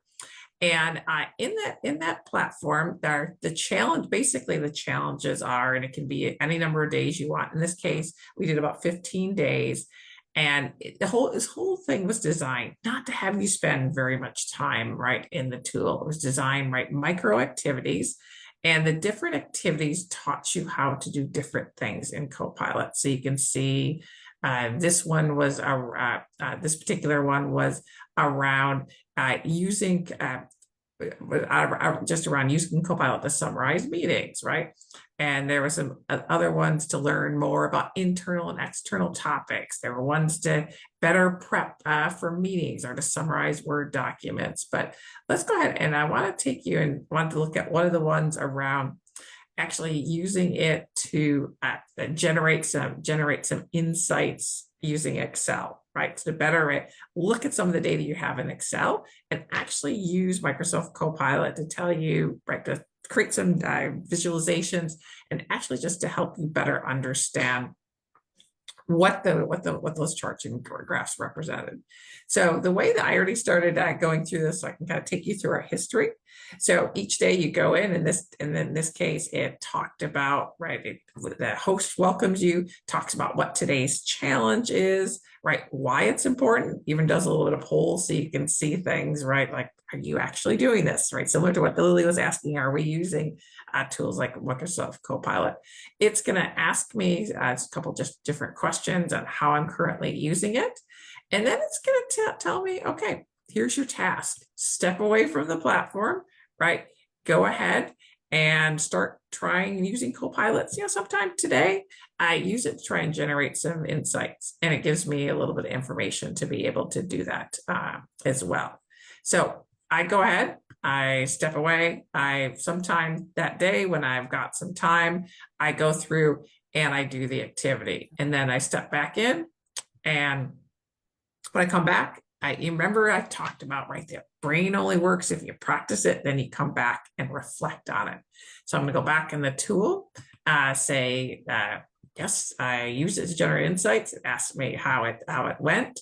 And then I can share some insights. What really well. I actually was able to understand better, right, the overall sales in my region, right, or how learners, maybe it was something around the training I had rolled out. I can better understand the uptake across regions. It asked me to share that insight, and so when I share the insight, it then allows me to see what everybody else posted in my cohort. So I can actually learn as well based on what others have shared. So that's just a new way of learning, right, about tools like Copilot. What was pretty exciting is that we've done this with multiple organizations. We do it within Accenture itself, is that whole idea of actually, if you go out and practice some of these new technologies, right, it just becomes so much easier. This was not a heavy lift for people, right? It ended up being like probably less than 6 hours over a month time frame. And it got people, not only did it get their usage and the productivity up, but the bigger thing is it changed people's behaviors and mindsets about Copilot. People realize actually it's a little easier than I thought it was, and it saves me a lot of time. So that's kind of my core message on this tool, just is changing mindsets and behaviors isn't as simple as, right, explaining a technology to someone. You really need to get them in there and get them excited about it. So let me go back to the other tool that I mentioned was the technology quotient, right? How we built, right, that common language of technology across Accenture. And right, something a lot of organizations are doing as well is taking a step back and saying, okay, before we roll out some new technologies, let's just make sure everyone speaks the same language. Everyone understands the basics and the fundamentals. So I mentioned the program that we were doing. I'm going to play a second couple minutes or so of this video here, but I did, I know when I tried to share for sound, I apologize, speaking of technology, it wouldn't let me click to share with sound. So let me try it here, but if not, I can kind of talk you through it, or we can have time to take some questions.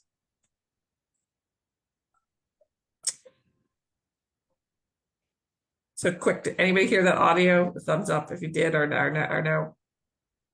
No, actually. Okay, I'm sorry about that. Just for some reason it wouldn't let me check click on sound, but let me just walk you through it. We're actually happy to provide demo licenses to anybody who's interested as well. But so I talked a little bit about the program, right? It has short videos that get you excited, tell you about each technology. It had our executives talking as well. And then the other piece of it is that there was a short assessment test, right? So as you looked at the different transformational technologies right around things like AI or Gen AI, or digging more into things just like data. It actually, you could go in, you could take an assessment test, right? Or you could go ahead and maybe you knew a lot about that topic already. You could actually take that assessment and then test out of it and get your TQ score, or you could go right into the video. So let me go ahead, and with that, why don't we stop sharing and just see if anybody has any questions on anything that Lily, I think we've got a couple extra minutes here. Anything you'd like Lily or I to dive more deeply into, or any questions you had for the two of us?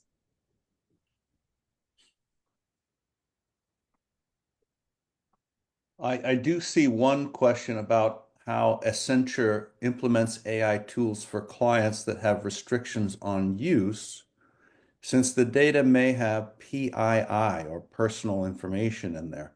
How do clients benefit from these AI tools from Accenture?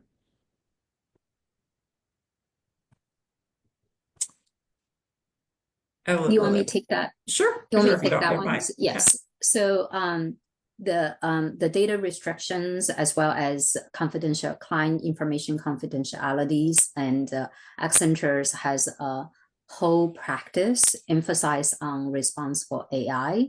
And one of the key elements is centered around the data governance and data integrities, and AI responsive AI applications.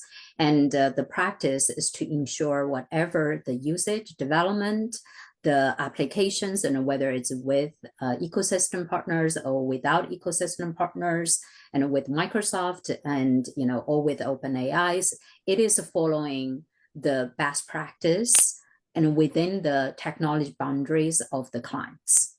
So give you some of the examples that some of the agentic AI agents that we create for, let's just say, for the various purpose, and then whether it can help clients to speed up the procurement process, or help including the recruitment results, or it helps diversify the supply chain.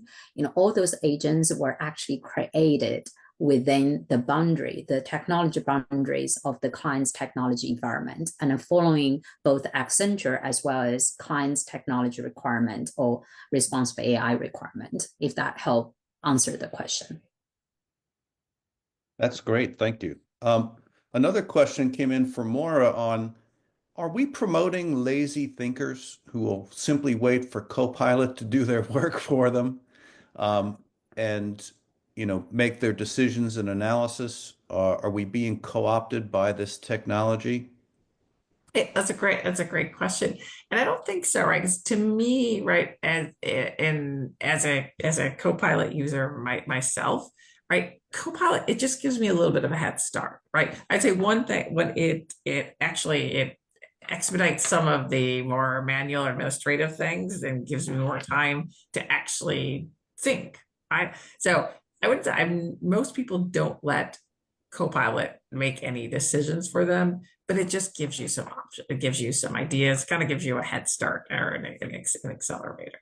And that's what we always try to position it when we talk with people, right? I might use it to for example, I work a lot on designing training courses. I'll sometimes use it to get an idea on what are the assessment questions I want to use, or I'll use it at the beginning to say, what should learning objectives be for a course that covers data storytelling in the retail industry, right? And then I create my own as well, but that just helps my thinking, and also make sure that I didn't forget anything. But it's never, at least I think right now, it's not going to do all my thinking for me. Yeah. Can I add another point Sure. associated to that questions in a more on the funny way side of it? What we have observed is the actual lazy ones, quote mark, no judgment associated with that. The actual lazy ones were actually not the ones who were using new technology or generative AI and all. So it is actually the curious ones and eager to learn ones adapted to the news, and I want to check and see how the technology and an AI is able to help, make their work easier and help speed up a tedious process. So that is our observations towards what is really happens in the reality versus the general worries or the myth that people may turn to have. I think it's a similar like our Microsoft presenters were talking about, there's actually more jobs that could create by AI and generative AI, versus it could potentially lose. So those were the typical myths that we find out that actually contradicted with what we observe in the reality. Interesting. Well, another question came in about whether you've applied this in any manufacturing environments. Mm-hmm. Can you talk a little bit about those? Yeah. Laura, do you want me to take that ones and you add on? Sure. So Sure. the frontline workforce is actually the new emphasis for Accentures in the last, I would say, 2 to 3 years, and emphasize on how we're able to help upscaling, particularly the upscaling of the workforce associated with the automation. One of the key examples that I can share. I was thinking about, by the way, Mark, I was thinking about Invite, the CEO of is a vendors that we work with called DeepHow, and what they emphasize is create upscaling and generative AI enabled learning through videos. So a lot of the manufacturing workforce as well as the field workforce, a lot of the learning is not, it's actually happened with their actions and activities in the field, as well as their interactions with the machines.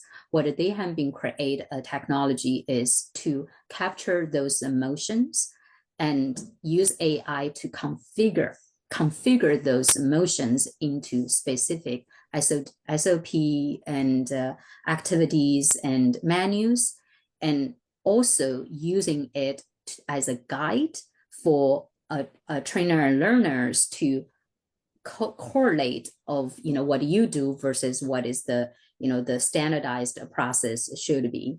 And it can also help use AI and generative AIs to create tasks and as well as create the communities to share videos. That's what I have been talking about. The future of learning is you can find anything in through videos, and you can share your best learning through videos. Yeah, I agree. We use DeepHow at UL Compliance Wire ourselves. We've partnered with them for the last couple of years. They have a terrific application. Folks, Maybe we can invite them next year for the conference. I will. Wonderful discussion. But it is time for us to take what we would refer to as a health break. So we're going to start again at 3 o'clock. And I look forward to your participation at that time. So everybody enjoy your break. Talk to you. Now I'm delighted to welcome Dr. Julia Brandon. She's the Director of Organizational Development at Lenovo and a member of the Forbes HR Council, who will be talking to us today about skills-enabled talent management. Take it away, Julia. Excellent. Thanks so much. I'm going to go ahead and share my screen. So I'm going to share today about skills-enabled talent management through the lenses I have used to live most of my life. See, I've lived most of my life as an athlete and an industrial psychologist, and these worlds are coming together. Let me explain. Skills, they're data. They represent the capacity to perform a specific task. It's a measure of human performance that cuts across the world of work and the world of sports. Ta-da! It's my magic.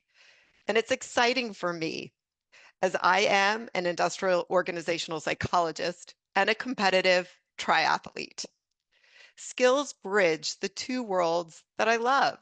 And I'm going to share with you about skills-enabled talent management, the journey at Lenovo, through both these lenses.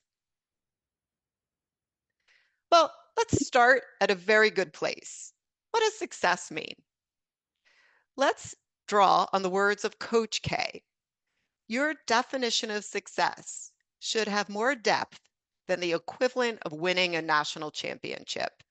It should be whatever passion moves you deep in your heart. It's got to get us in the gut. Well, what does that mean for us at Lenovo? Let me share a little bit more. We need to think about our strategy. What moves us is that we're delivering smarter technology for all. That's our passion. It's our business strategy.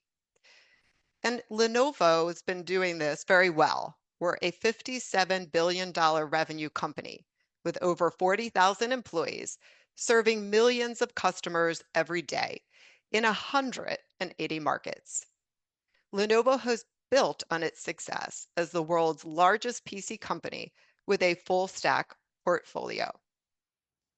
So what are our challenges? Well, from a talent perspective, we can really look internally and externally, and I'd like to share a few.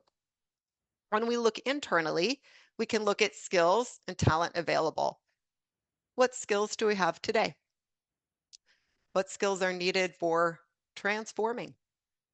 What about workforce planning? What skill gaps do we need to close to build the leadership pipeline? What hiring and skills development is needed for transformation? And then there's the external piece. We could look at skills for workforce utilization and productivity. What skills are required for emerging hubs, functions, and geographies? How do we deploy people to fill service requests in a more agile way? And our partnership. What skills are needed to enable business success through partnerships, M&A, and JVs? All these questions can be addressed with skills. In a sense, skills fill an unmet business need.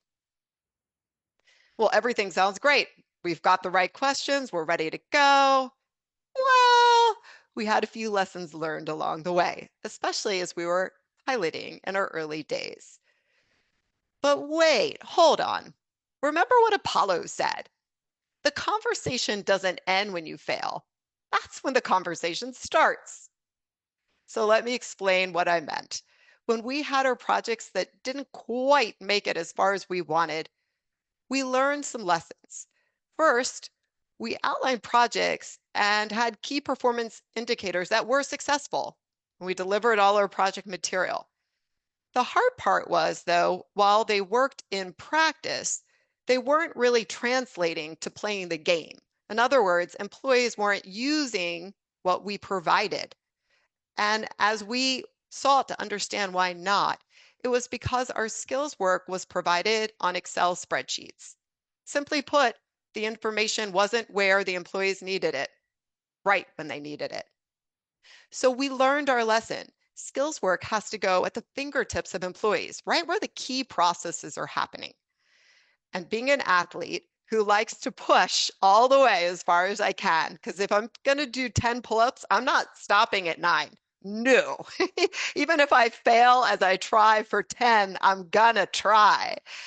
So I said to the team, keep going, envision the future. What if it wasn't a spreadsheet? What could we do with skills?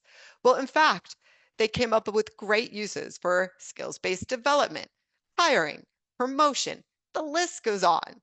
Ultimately, what we realized is we could create a story, an employee journey story, where we looked at skills underpinning attraction, recruitment, onboarding, development, even helping with retention and transitions, or the ways employees talk about us, even when they leave, or maybe they boomerang back. But they feel throughout their journey at Lenovo, they're supported. So we started to tell a story that would support employee growth, upskilling. And of course, today now more than ever, AI is a very important part of that. We also tied in our work to help explain from a business perspective the value. We'd better understand our talent. We could address skill gaps, attract more top candidates, and reduce hiring costs. We could increase the efficiency of systems and tools. We also talked about what we would lose if we didn't invest. It's that flip side of the coin. And it was substantial. We'd lose the ability to forecast skills needed for transformation. We'd increase the risk of chasing after difficult hires when we could be developing our own talent. At the end of the day, though, it really also was important for us to look at the return on investment. We have two strategic areas underlying our work right now: intelligent transformation and service-led transformation, and they were unifying forces across the business. We knew that if we didn't provide the skills needed for the transformation, each business would do it themselves. Well, the cost of each business doing it themselves is no different than just doing it once for all of Lenovo. So it made good business sense. Plus, if we didn't do it from a organization-wide perspective, then there would be no standard, and skills work requires a standard in order to be sustained over time. So we started to tell our employee journey story. We had our business case, and then here's where we really landed our success. We began to envision a future tied to our business cases that were important for us. First, when we thought about intelligent transformation, we knew we could help to prepare by identifying the skills needed for our AI roles. And then we could pilot skills-based development to help support this. Another area was around resource management for our service jobs as we expanded more from pocket to cloud and not just focused on PCs. How could we do this even for our sales roles? And so on and on we went, connecting use cases and skills. And ultimately, what we realized is we didn't need to do everything at once. In fact, we should go slow and focused on the areas where we knew there was a very strong business case and skills could help to enhance the journey. So we built our stair-step model and have a vision to respond quickly to market challenges and customer needs through investing in the skills of our workforce. That's our roadmap. What I learned from this experience is that our goal as HR isn't to innovate, but is to help the business to innovate. We went even deeper because while there's one view, which is the business view, there's also a technology view and a systems view. How could we do this in practice? And there's choices we made along the way. One is we didn't want to remove our job architecture and just focus on skills. In fact, we wanted to go the other route. We wanted to strengthen our job architecture because at the end of the day, this system for categorization helps us to define Lenovo standards for the ways that we hire, train, develop, promote. And what we could do is look at the standard and then add skills to jobs for the first time. And this would allow us to have a stronger platform for all the work we already do in talent management. It was inspiring, it was clear, and we were focused. At the end of the day, though, it's not enough just to put the skills into the system. The question is, how are they used? How could we get meaning out of these skills? For employees, they want to know how can they develop their career in a very simple way. And so one area that we're piloting and beginning to work on is during mid-year, just select one skill. That helps you really think about your development and then discuss that with the manager. Once that skill is entered into their plan, it will enable skills-enabled recommendations for development and learning. So it's very simple and yet very effective and targeted with skills. And the second, further out, is to look at piloting skills-based hiring, where now that we know what skills are important for job descriptions, we can create structured interview questions to consistently assess top skills. This helps us bring in better candidates, ideally quicker. And so we can make sure that we're providing the most value for the skills work that we do. At the end of the day, what I've learned as an industrial psychologist and an athlete is that innovation isn't always comfortable. Most growth happens outside the comfort zone. As an athlete and as an industrial psychologist, This actually excites the heck out of me. And if you are willing to envision a future beyond what exists today, only then will you know just how much you can succeed. So that's my presentation for skills and our journey. And I know we have a little more time, so I'm happy to take some questions. Yeah, thanks, Julia. That's very nice to see what, how that process is unfolding at Lenovo. That's great. And I share your love for triathlons. It allows me to be bad at 3 sports at once. So I enjoy it. We have one question about how you go about measuring levels of proficiency and competency within each skill. Measurement's always a key issue. Yeah, it is a key issue. And I think, we've got a variety of folks on the call that are in academics and in the corporate world. So obviously, there's different approaches that every person is going to take. And I think it's important to say there is no one size fits all approach with skills. So all of this takes this type of a community coming together, talking, learning, and then deciding what's best for you. For us, our approach is really to follow our job family guide. And so we have a band-based approach to the way we design roles, and it allows us to see at each band or grade levels it progresses that there's additional requirements. And so it's actually kind of built in to our system. And because we are putting skills onto our job category or our hierarchy already, skills naturally progress as people move from one job band to another. There's other ways to design work too, of course, but it's important whatever you do. So you think about making sure it's legally defensible, that you look at where's the standard for your company and supporting material. So you're building skills from a place of strength. That makes perfect sense. Thank you. We are going to we're running out of time, so we're gonna move on to our next presentation. But thank you very much, Julia. Really appreciate that, and remind everyone that we'll be able to ask additional questions at the end. So our next presenters are members of the Human Capital Analytics Research Team from NYU. And they have also been presenting at this conference for the last 9 years.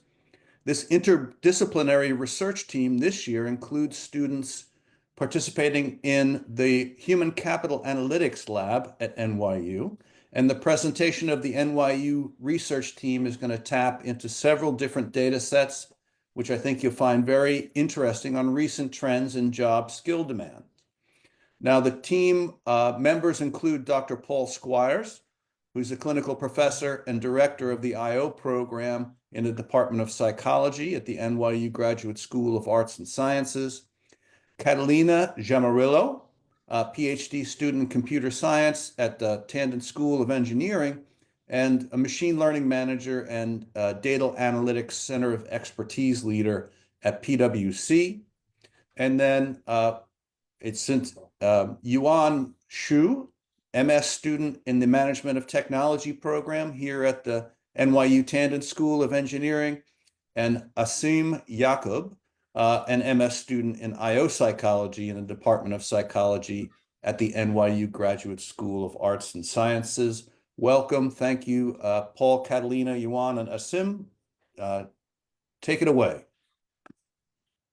Thanks so much, Mark. Appreciate that. Actually, Catalina won't be able to join us. She's been forced to go to Italy to present the paper this week. So she's struggling her way through. I feel so sorry for her. Yeah, I know. She regrets not being here. Anyway, I would like to start by thanking Hal Kaufman for having yet another great program on human capital, this time on reskilling, and inviting us. They're always very interesting, and I know it's so much work for him and his team to do all this. Hal and I began the Human Capital Analytics Lab about 6 years ago, and the purpose is to allow students from the Tandon School of Engineering and our IO Psychology program to work together collaboratively to do research on human capital analytics problems. We were able to get some data from a company called Techshrm Henning Seib, thank you for sharing a very large data set of job ads. So we're going to take a little different look at this from the job ad side. And so Asim and Karen have done research into this data, and we have data that allows us to look at a couple different trends.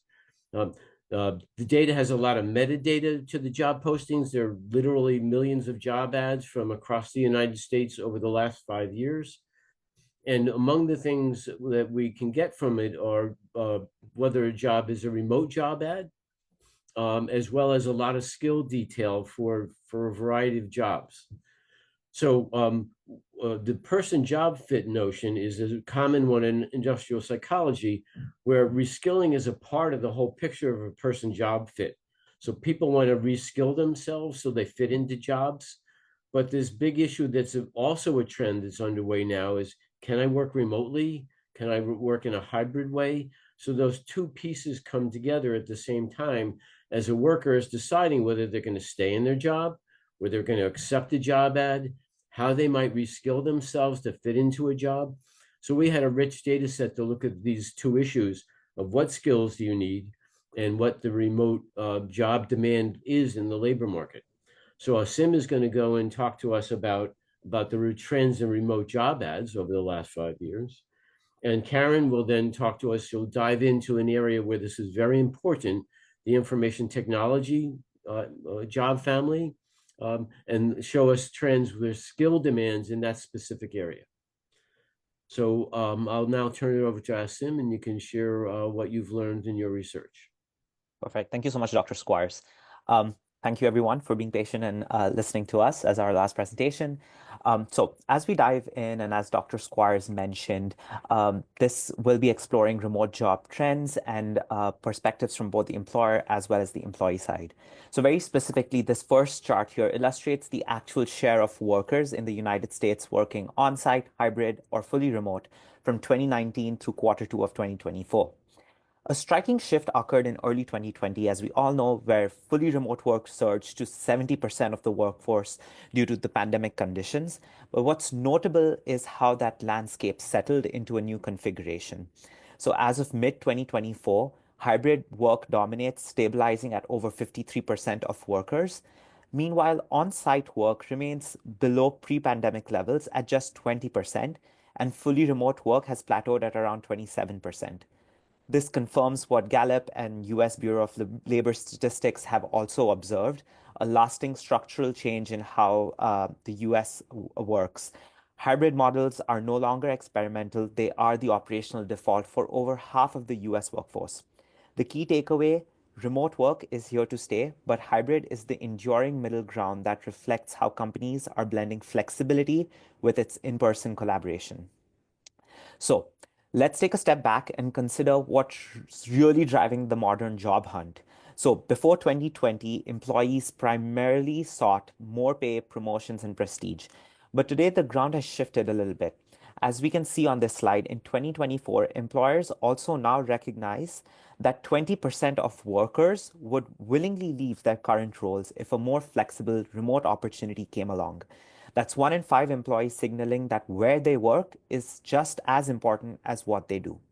So flexibility has risen through the ranks, outweighing not only job titles and learning opportunities in some surveys, but it's no longer a perk, it is a priority. And yet there is a disconnect.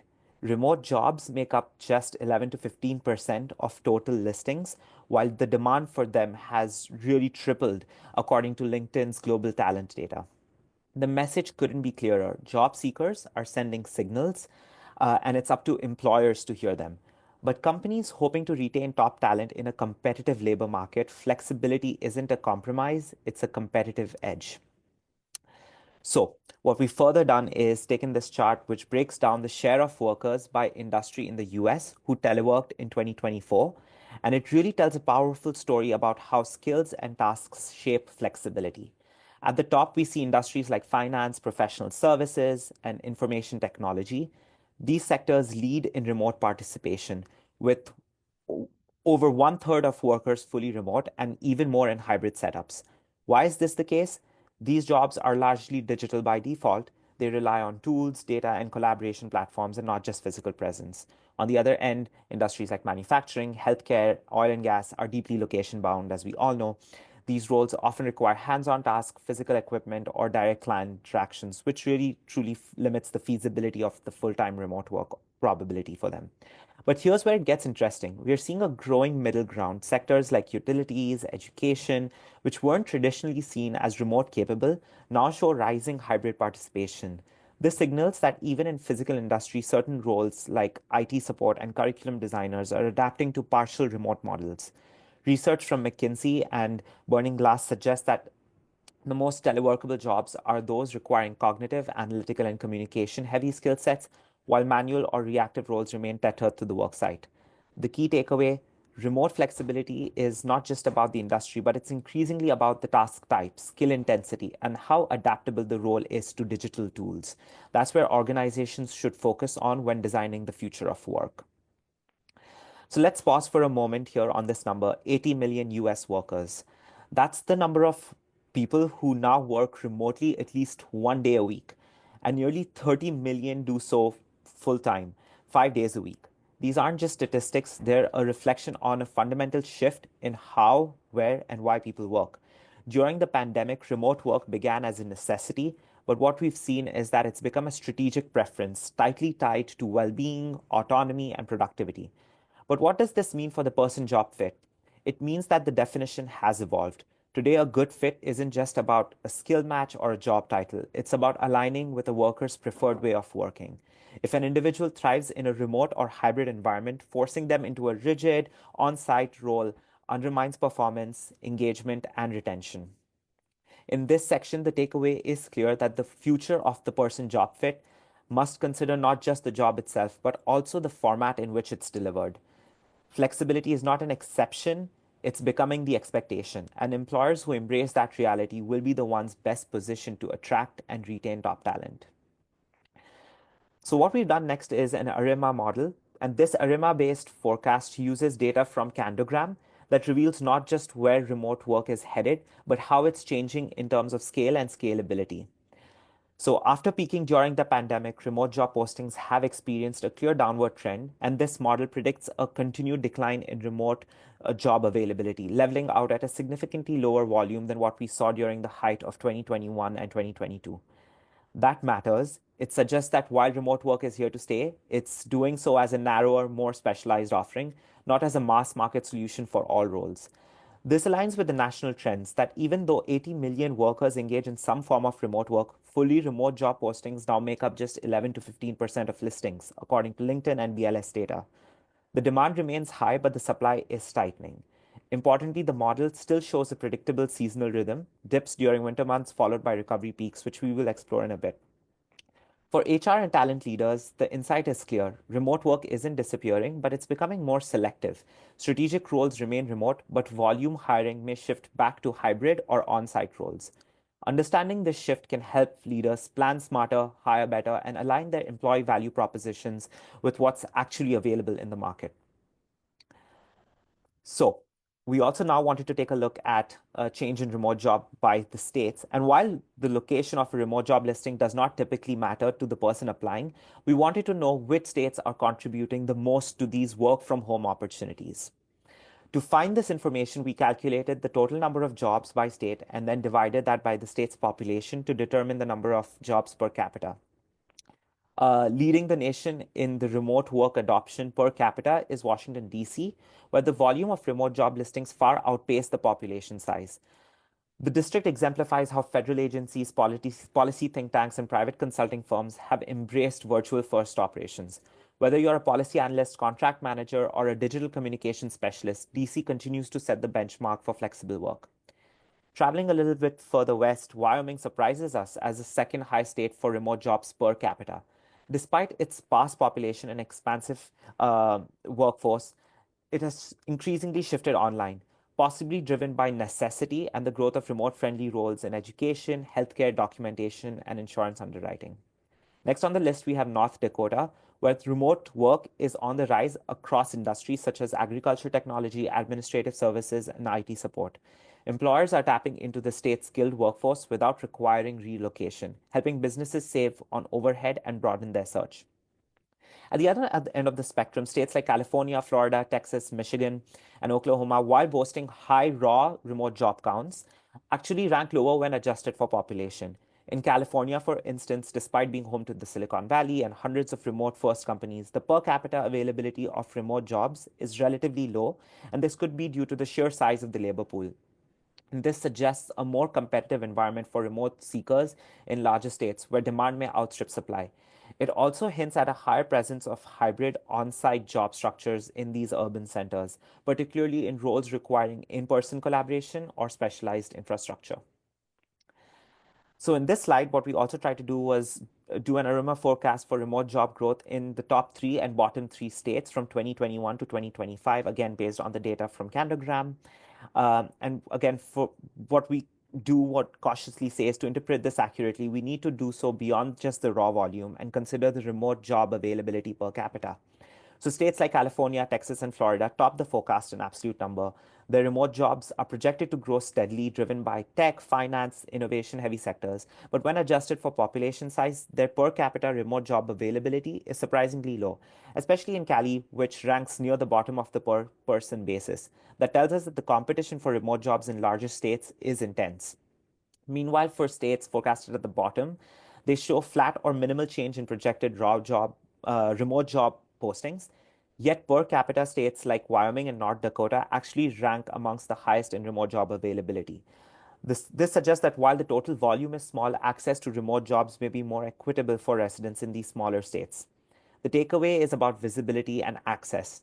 Big states are driving volume, but smaller states may offer better odds per person. And because ARIMA models don't account for that population size, it's essential for workforce strategists and policy leaders to read this data alongside per capita insights.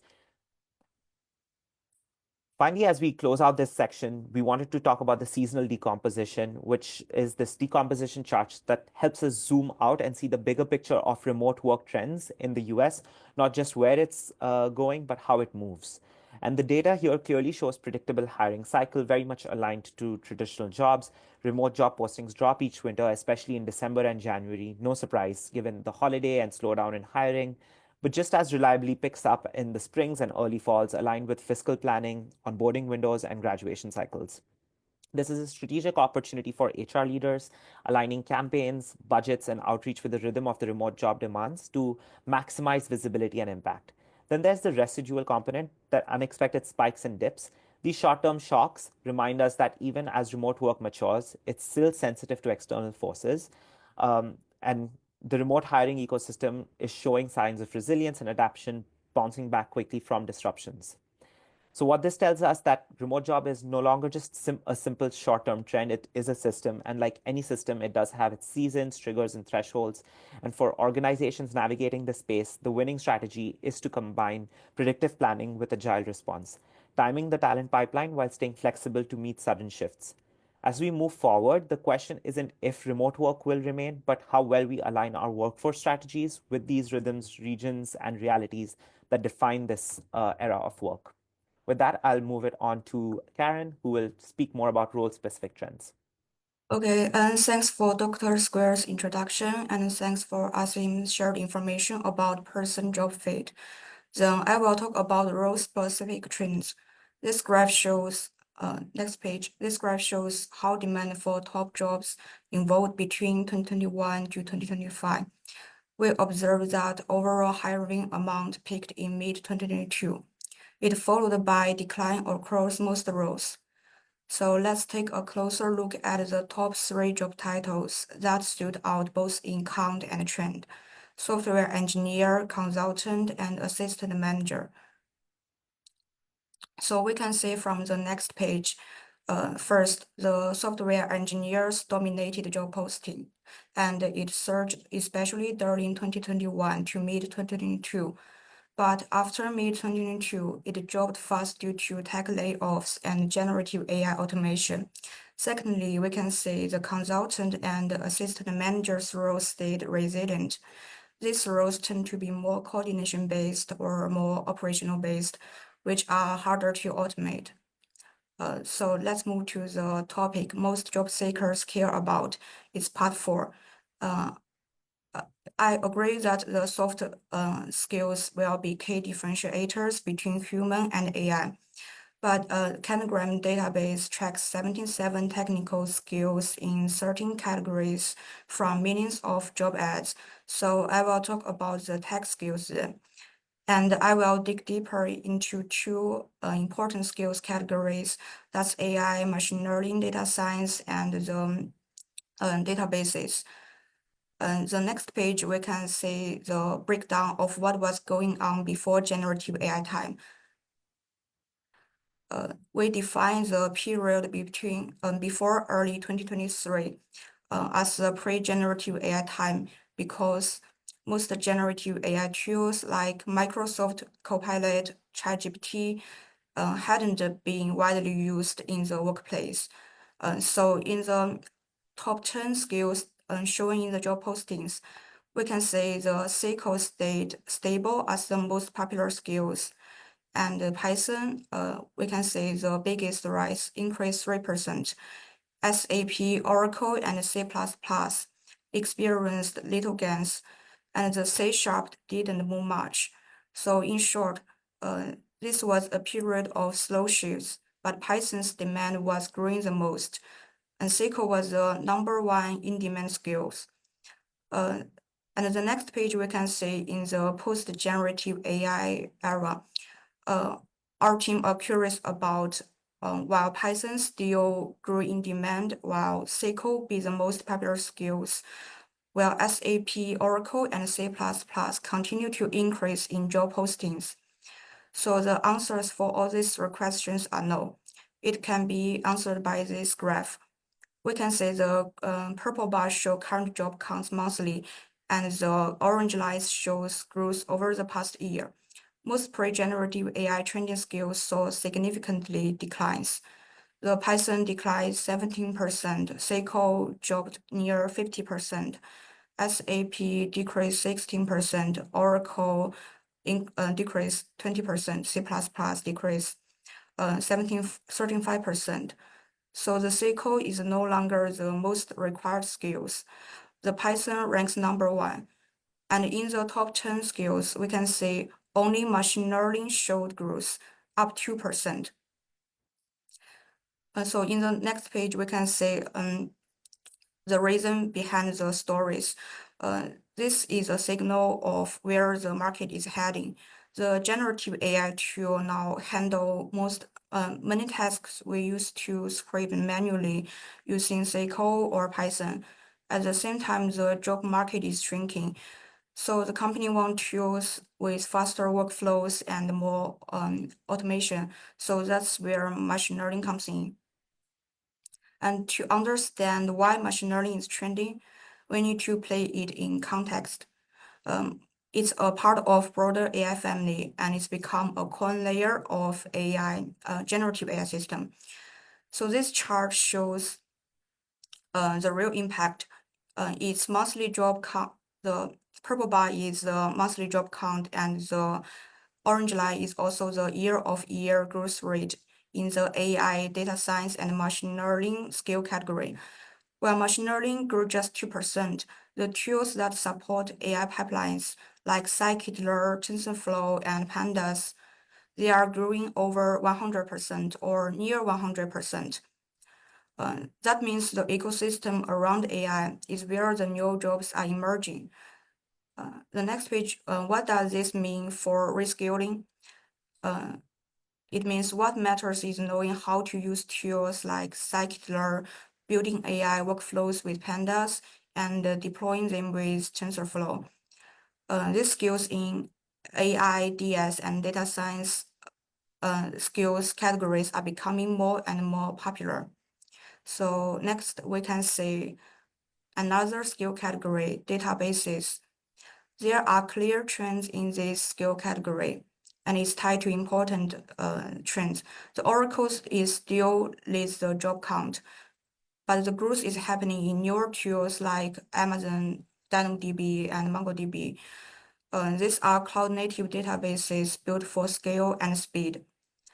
The traditional databases are slowing down because nowadays companies need something faster and more flexible. The NoSQL tools are easier to scale and work better with unstructured data. That's why MongoDB and Amazon DynamoDB are growing.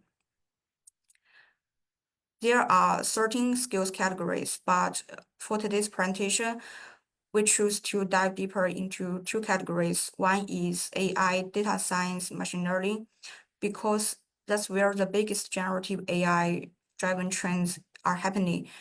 Another is database, I just talked about, because these changes are key to long-term digital transformation and personal reskilling.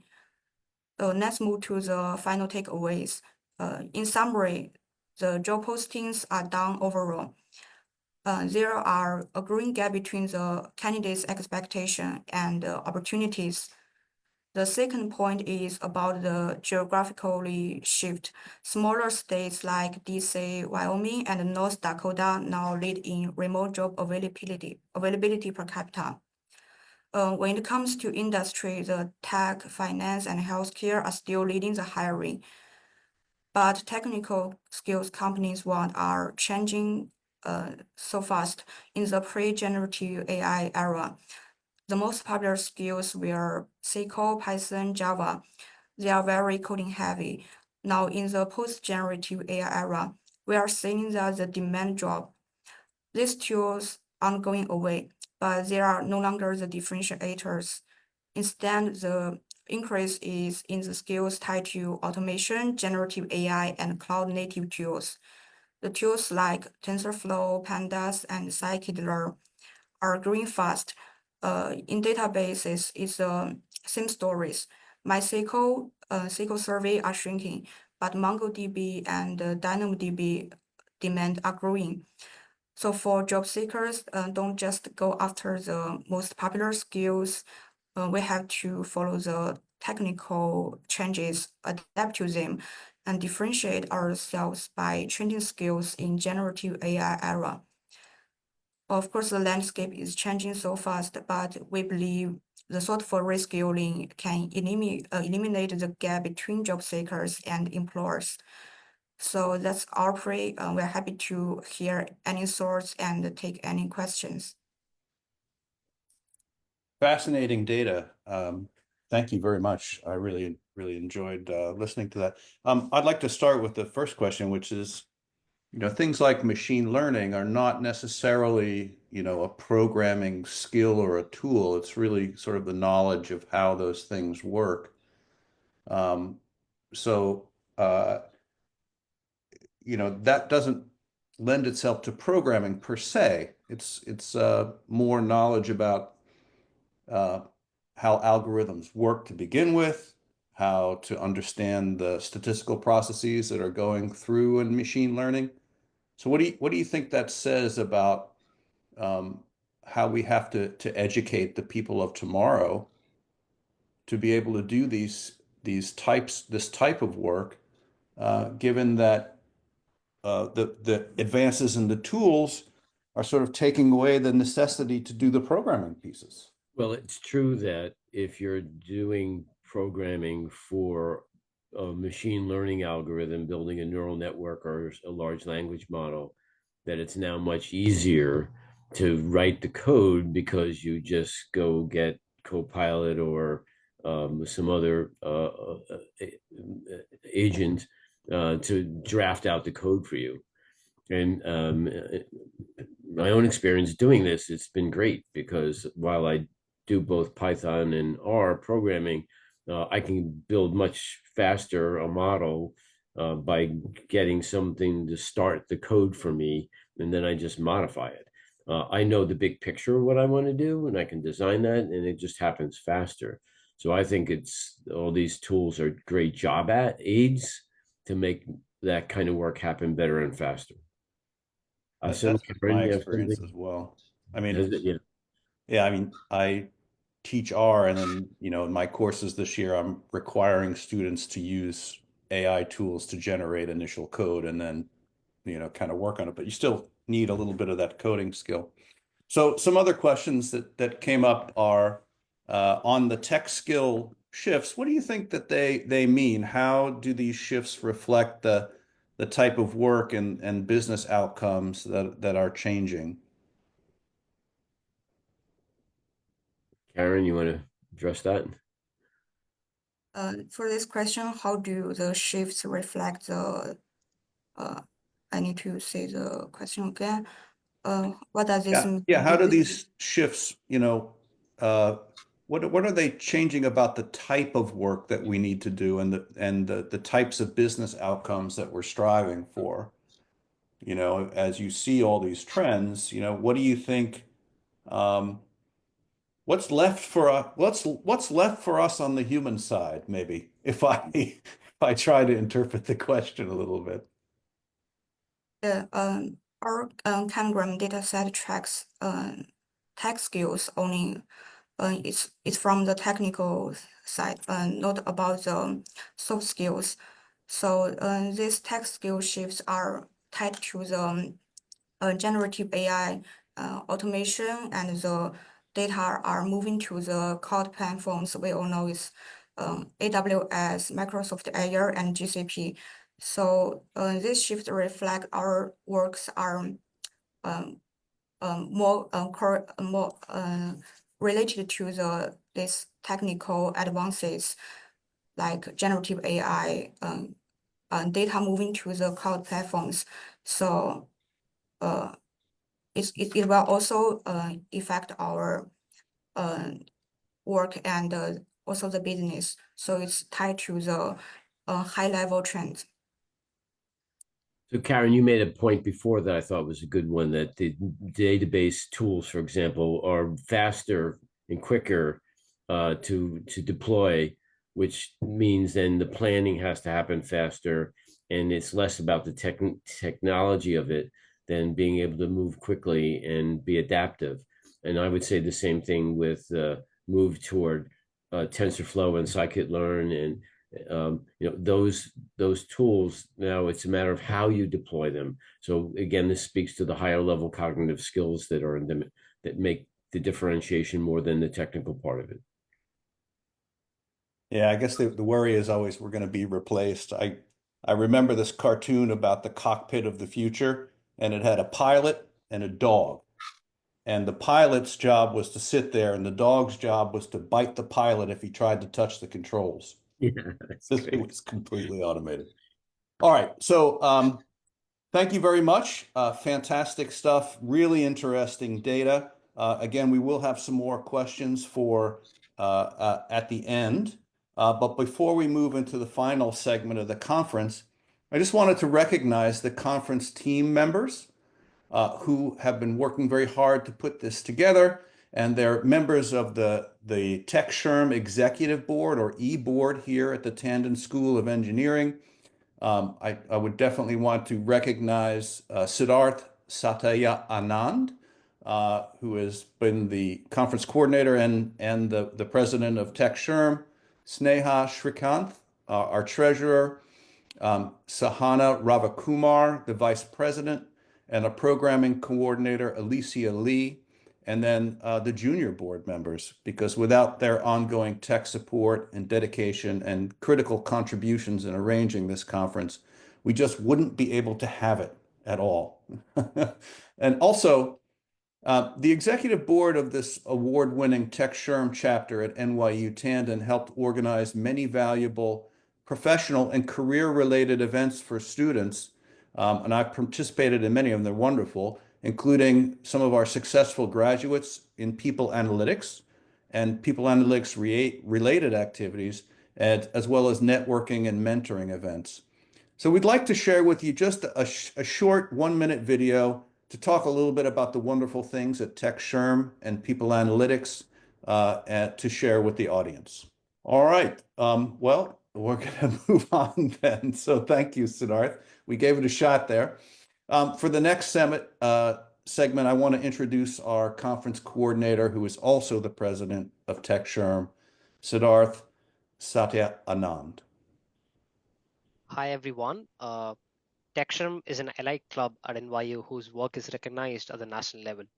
we have won multiple awards practically every year for our contributions to the field under the extraordinary guidance of Professor Kaufman, our faculty advisor. Professor Kaufman has won the Student Chapter Advisor Impact Award, which recognized his outstanding leadership provided to the student chapter and impact on members' careers. Our previous presidents have been consistent recipients of the highest recognition from Techshrm for outstanding leadership and contributions. Over to you, Professor Markley. Okay, great. So now we're going to move on to the final segment of our conference, which is usually the most exciting, is we're going to begin a panel discussion plus, Q&A with all the presenters. First, I would like to introduce my fellow discussant, Dr. Vince Conte, managing partner of Work Life LLC, an adjunct professor here at the Department of Technology Management and Innovation at the NYU Tandon School of Engineering. And Dr. Conte and I are both teaching courses in the People Analytics track here. And in this capstone session of the conference, Dr. Conte will be refreshing us on some of the key issues we addressed today. And don't forget to put your questions in the Q&A as we go along. Take it away, Dr. Conte. Cool. Well, thank you so much for inviting me to be part of this program. And I've been involved with these programs since the very first one in 2012.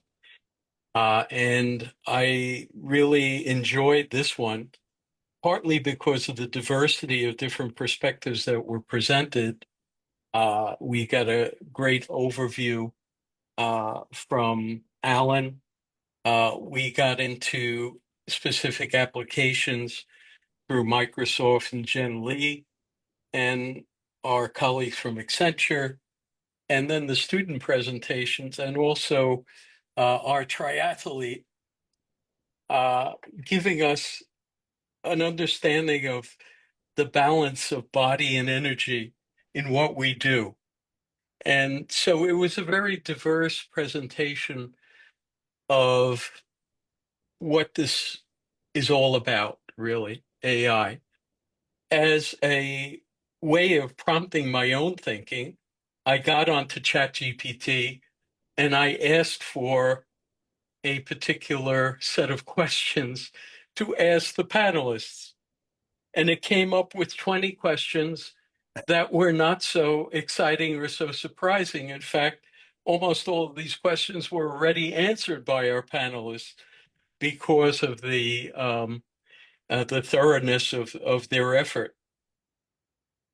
I prompted it to give me some more, and I gave it some more information about our audience. And it gave me some more better questions. But there were no hardball questions here. There were no questions that really dug to the depth of concern that I think a lot of people are expressing, and also the optimism and enthusiasm for this new technology.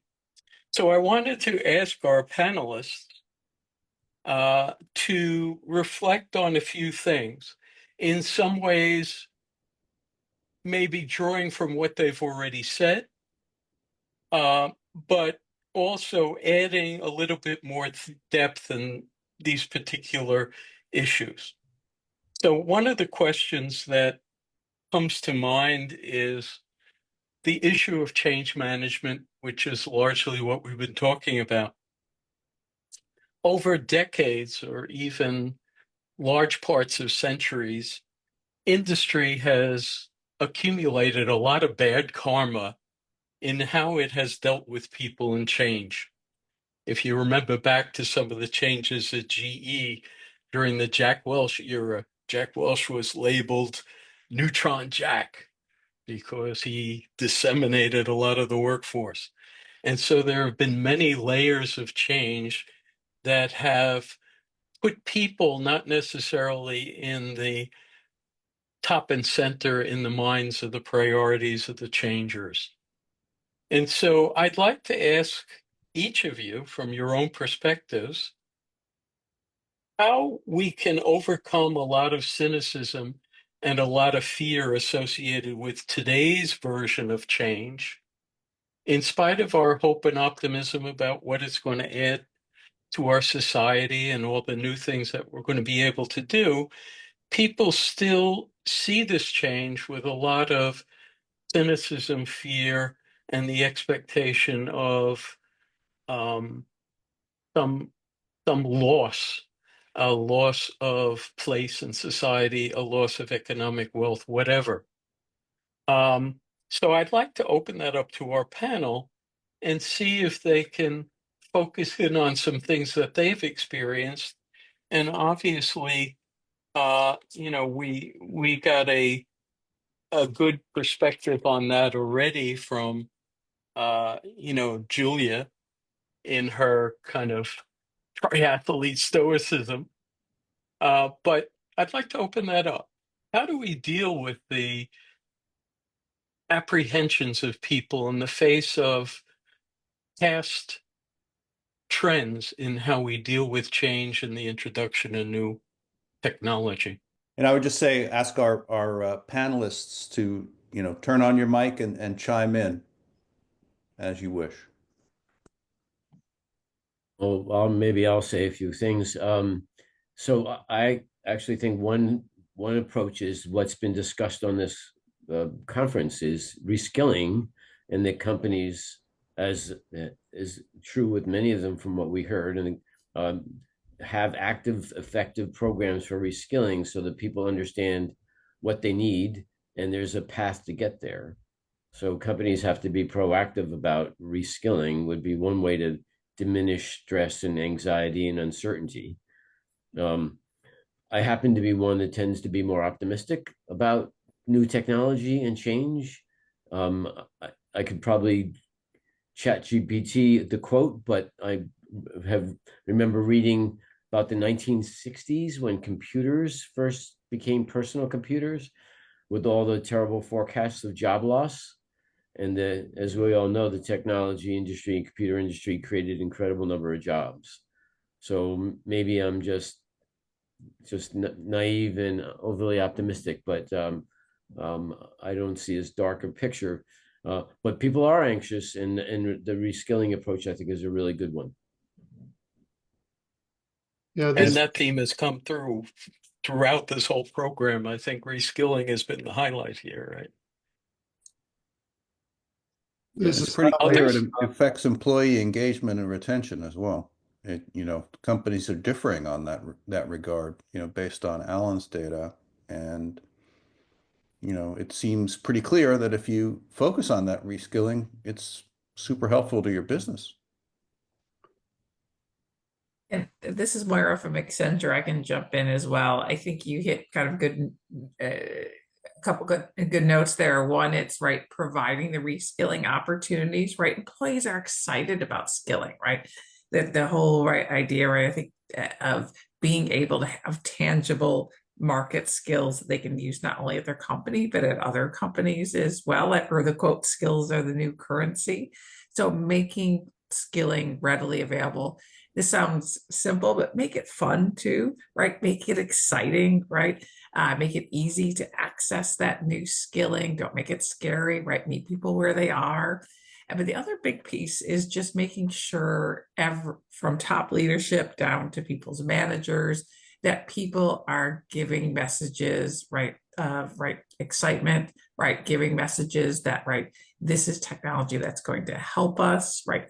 We're going to help you get equipped to meet the changes required by it. So much of change is around messaging, right? When people look up right to their peers, seeing what others are doing. So that's to me probably the big, if I could say two messages: skilling and just the way you communicate it, right? Get some change advocates, get champions out there who are using it and encouraging others as well.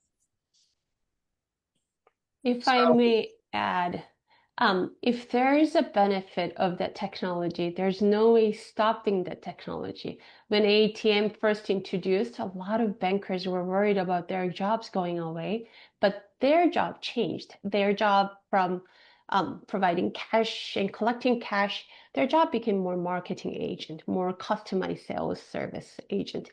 So to me, there's no way stopping the technology if there's any benefit to it. But then when I looked at all the business cases of the AI technology, a lot of them are focused on making the drudgery work going away. So there was one case that in Microsoft HR, we have this knowledge sharing sessions where you share how you incorporated your AI to your work and how it made your work more efficient, effective, etc. One of the HR person that I talked to, she is responsible for 7 countries in the East Asian countries. She needs to go through all the economic, societal news every day to make adjustment in terms of HR, in terms of policy, compensation, all those different country-specific policies. She used to spend hours and hours to do research, summarize it, and think about the implication. Now she used Copilot to type in the prompt that she always uses, and then the Copilot gives a summary of what happened in a week in each country, which significantly reduced her drudgery work, like doing the research and digging up all the data. Now she can focus on the strategic part. Now she uses the input data that the Copilot gave her, and then she now became a strategic advisor to each country HR person. So I think it's how you use the technology, but the biggest fear comes from not knowing what the technology is. So the more you experiment, the more you learn how to make your job more fun and make less repetitive work. I think that would be the key to not afraid, but fully incorporate AI and make your life more productive and happy. And if I can add one other perspective that some of our data suggested is that if you can make a job feasible to make the job remote or hybrid, given the demand in the market versus the supply seems to, in job postings seem to be going down, but the demand is going up, and the technology actually can help you close that gap, maybe. So that would be another way to think about it. Design your jobs differently so more of them can be remote. I would Other also, comment? Go I ahead. would just add a piece that picks up on mindset, and I think it's kind of the piece there about leaning into the human skills and that whole person, even as technology is changing, whether we like it or not. And there's a great theory that we're starting to use at Lenovo, Theory U, which is really about envisioning a future that we're a part of together. So instead of things feeling scary because it's unknown and it's happening to me, it kind of puts us in a driver's seat with other passengers and people next to us co-creating the future. And it creates a mindset where it's kind of more engaging because we see ourselves a part of the future. And then the skills involved in getting there are skills that we always have and no AI can take it from us. There are things like truly listening to each other, and actually allowing for co-creating, to learning from each other. And so these are very human skills, but as we kind of use these human skills and we are excited about the future, then the technology is less scary because it's already happening anyway, and we're now a part of it. So I think we need to kind of lean into encouraging people to use those human skills, and then show use cases of how this has gone well and been successful. Well, this is a good point to ask one of the questions that was in the Q&A about how AI could begin to address soft skills as well. Since it's, the technology is advancing at a rapid pace, what if people are putting the soft skills into the AI? They are actually. You can ask it. Here's a situation I have. What should I do? Give me some recommendations. And it doesn't do a half bad job. I think for the more basic kind of routine things, I've friends who are executive coaches, and we've talked about this, and that's a concern among executive coaches that their work will go away. And my view is the fundamental things maybe, because the AI is learned on data that addresses the fundamentals. The more complicated, more nuanced human things, don't think it's there yet. Okay, can we move on to another question then? For some reason, I apologize to the audience, my image is not coming up on the screen at all. at least for me. I don't know if you guys can see me. We can see you, Vince. Oh, you can? Okay, Yes. good. I don't know if that's a good thing or a bad thing. But anyway, if we look at some of the other issues here, one of the things that comes up all the time in my classes in organization behavior and elsewhere is the issue of work-life balance. We see that as things progress faster and as people have more exciting things to learn and they have more challenges to face, they also have to take more and more time out of non-work activities to be able to get that reskilling, to be able to test out new technologies, to play with things, to read, to keep up with what's going on. What have some of you been dealing with in terms of trying to restore some form of work-life balance to the people in these new pioneering environments? We're all on ChatGPT looking for an answer. Here we go. Well, I think our student presentation, the research showed a lot of it has to do with people using remote work as a way of staying close to home and having more time maybe than they would otherwise have. But I think what we have now is an attention economy, as many authors seem to be pointing to in recent months, where the scarce resource is not necessarily money, but it's attention. We have so many things to concentrate on. We have so many different projects that we're on. We have so many new things to learn. How do we manage, either from a training and development point of view, from a talent management point of view, maybe even from a selection point of view? I mean, there are hints in parts of your presentations which speak to a new kind of person who definitely can adapt faster, but also enjoys the ride, and also has a lot more self-control and self-understanding to be able to make sure that they can manage all these things, both from a work point of view and a life point of view. Any comment on that? I can speak a little bit to that. So I think you touched at right, kind of that new type of worker. To me, and it doesn't necessarily mean the new generation coming into the workforce. It really can be any person in the workforce, but to me, it's all around mindsets and behaviors. And one of the words I always like is intellectual curiosity, right? Is that we want people who are going to be curious about, right, whether it's new technologies, it's a new way of working, right? It's a new project they're going to be on. And also, right, who can easily adapt, right, to those new, not just new technologies, but again, new ways of working, right? And knowing that their companies support them, right, are providing with them with the tools and support to do so. But that's, if I had advice for anyone switching jobs or going to the marketplace, it's just, right, be curious, right? Be excited and be curious about those new technologies and ways of working. Yeah, there's an audience observation that I just wanted to mention, is that our employers will post job ads if we're gone within a week. We should just, with our work-life balance, just pay more attention to the people that are going to miss us forever, like our families and friends and things of that nature. And maybe what we're going to create is an opportunity for us to have more of those high quality person-to-person interactions, because we're spending less time futzing with the computer.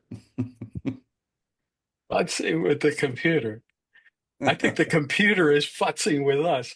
Let's talk a little bit about the participation in these new technologies that are tied to AI. To a certain extent, they're encoding and encapsulating our essence into the technology. It's learning about us. Just to shout out to Jen Lee, I taught at Yonsei University in Seoul Yonsei Dehakio. She's an alumna. When I came back to the United States, I had a craving for Korean culture, and I started watching all the Netflix movies I could find that had Korean culture in them. What happened was Netflix started to think I was Korean, and everything that it recommended to me seemed to reflect this Korean identity. And so we put our essence into these technologies as we leave our kind of footprint in them.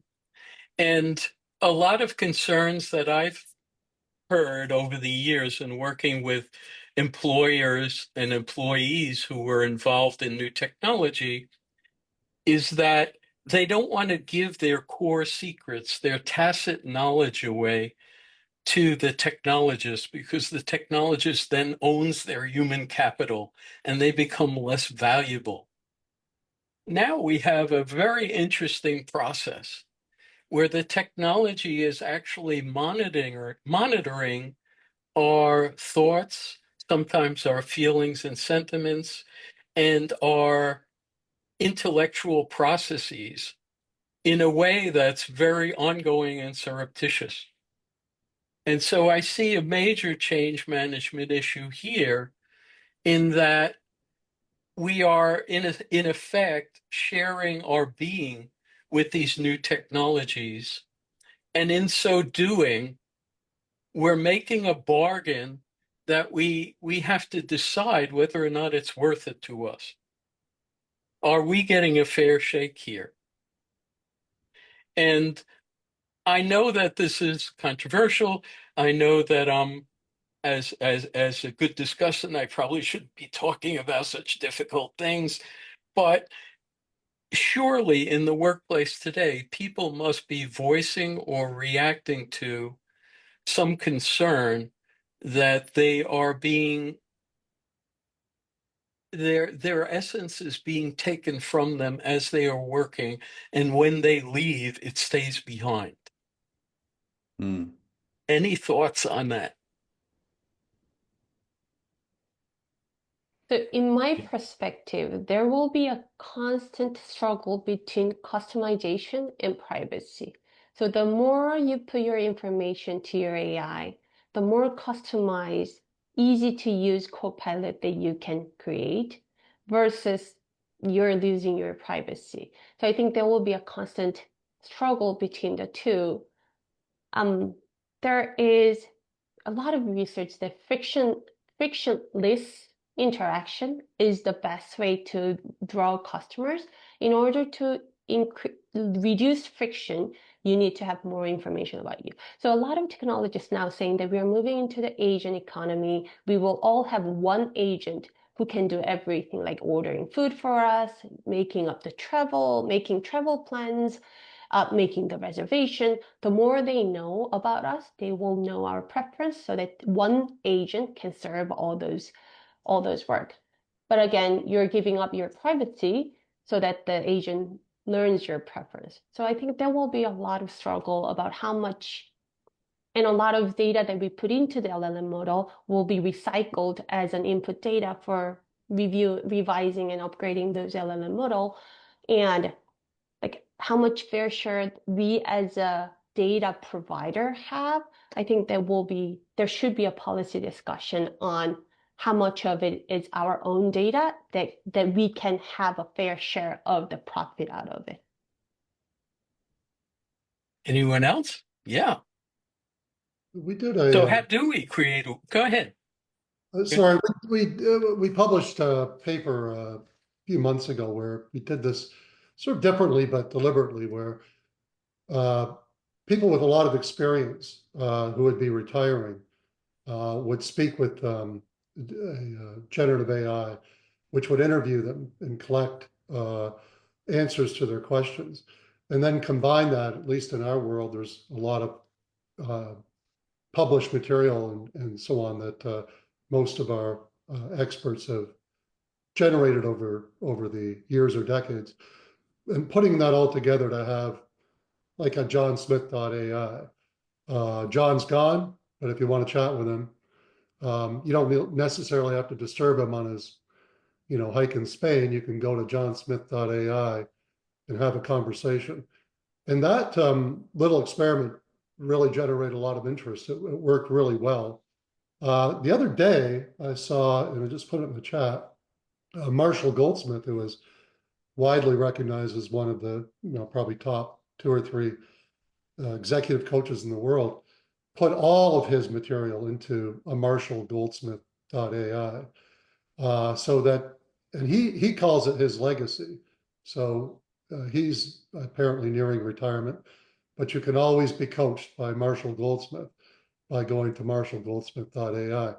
So I think there's kind of an interesting use of AI that way of, keeping people's legacy in the company when they leave, and brilliant people like Marshall can live on even after he retires. But you have to be willing to do it. I don't know that this should be required of anyone who's retiring or leaving. I think most people would see it as an honor, but I could be wrong.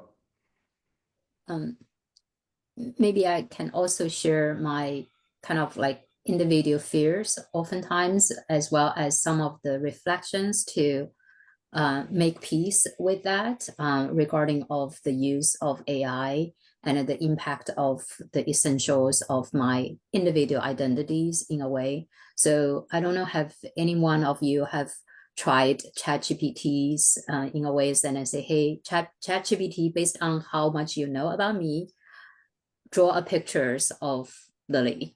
And the fascinating things, it draw me as a female businesswoman and with a cat in the pictures and a son, husband, and passionate about travelings and working in front of computers. It's kind of, and with a lot of analytic numbers surround me. I was fascinated by it, but also kind of scared by it in a way. Start to really reflect, okay, well, how much intelligence the AI has consumed about my own identity. I make peace of that is based on reflections around, as a scholars, as a PhDs, I write papers, I write articles, and I write books in a way. And those books were contributed back to the broader set of civilization intelligence in a way that is consumed and influenced, consumed by others, influenced others, cited by others. And whether I feel like, okay, my identity through the books is also giving away to others. So I make a piece of it is like, maybe let's assume, let's hope this aggregated intelligence is able to bring goodness back to all of us in a positive way. That's just my fundamental beliefs of the civilization, the direction of the civilization is going. But practically, because of that, and I do realize that there are clear boundaries of what AI I can use within the business world and what is the AI I can use with my personal world. I put a very distinguish between these two. For example, in my social media, personal social media, I never share anything about my work, even location I travel, plan, and all of those information. So to ensure that I keep my company or my clients' information or intelligence or insights and all of that within the boundaries, at least some level within the boundaries of the business, company, dividers, barriers, in that way. But maybe somehow, eventually intelligence probably will figure out even I don't put anything into the social media to still knowing I'm use the same IP address. But hopefully will not take advantage and push that too far. Thank you. Someone did ask Lily why you didn't want to sing. That is from my eccentric colleague. So it's Stephen Howard is a eccentric colleagues with me, and we work together closely into this AI analytic intelligence space. and we're talking about how we're able to bring up the energy of this panel discussions of the presentation. We said, hey, given it's NYU, maybe we should all sing New York, New York. Fantastic. Okay. Who's got a pitch pipe? Let's go. Now, so if we look at you talked, Lillian, and some others mentioned ethical issues. Part of the ethical issue relates to governance and relates to control. And what we've seen over the last wave of technologies, consumer technologies, and looking at different platforms is that individuals seem to have a lot less control than they normally would expect or intuitively believe they have. And then all of a sudden, they're opted into so many different things that they didn't realize they were opting in for. Are employers and consultancies making efforts to be clear about what the boundaries are and what employees should expect as they're participating in sharing their knowledge and working with these tools? That's a good point. I mean, lots of people sign intellectual property agreements, for example, when they join a company or so on. Are those now modified so that we can access your skills in perpetuity? I don't know. Yeah. So not sure whether everyone is aware, but there. So let's just say when we work with a lot of the individual informations, like your computer, I don't know, our Microsoft. Our Microsoft colleagues is also here, like Microsoft Workplace Analytics, for example. They can consume your email informations, your meeting informations, and all of this information within the boundaries of, let's say, North America, let's say United States legally conditions, it belongs to the company. So basically, company own those informations, whether we like it or not, which is differently in Europe. In the Europe regions, the restrictions of individual information is legally defined differently. That's, again, very different case in Asia, Latin America, Middle East, Africa. So it is actually a very complicated questions to answer the data confidentialities in a legal terms, how much the company owns and how much individual owns in a way. So, but it is also a great areas, and we're talking about AI and the data responsive AIs and all of that, and even different states within United States have a different regulations towards what can be consumed, what can be used in a way. So when we go ahead and play in this space, and often the best practice is to assume that we apply, if there's a local regulations, legislations, and laws, we ensure we understand that and go with that rules. And even that rules can adapt and adjust. For example, gender is a good example. What it used to be as a best practice from a legal point of view, giving a different administrations, and it can be different adapted to the new in a way. So I'm using this as an examples to say it is a dynamic and evolving space. It does require a lot of attention to ensure aware the importance of it, and with a lot of cross-boundary collaborations from legal, technology, HR management, and employees, and then also a lot of organization is a global organizations, and they have employees across the globe in different countries. I guess the short answer, the short answer for this is it is very critical and important. It also a very complicated questions need to work with across functional groups to specifically address it if it if it's come into an issue.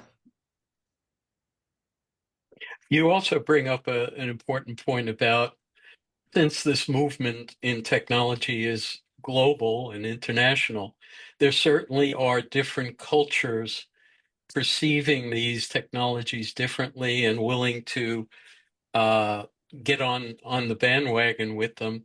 Are you or other members of the panel seeing any differences in global uptake in terms of the speed of initiation of projects, the types of projects that are being we're using AI for, et cetera, on a cultural basis?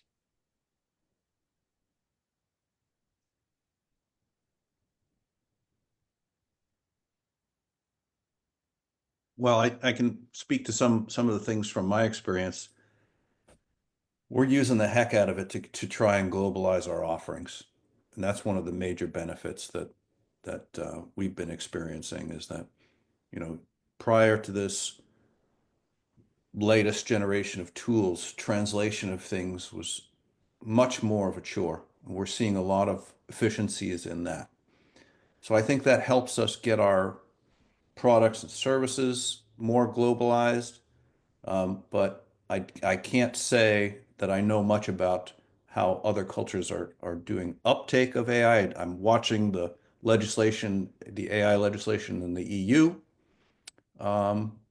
pretty closely, but have not seen too many other regulatory impacts. Okay. So why don't we give each of the panel members one last observation, message, input, and we'll just go around and give everybody a chance to kind of either summarize or add or throw a question out for future reference.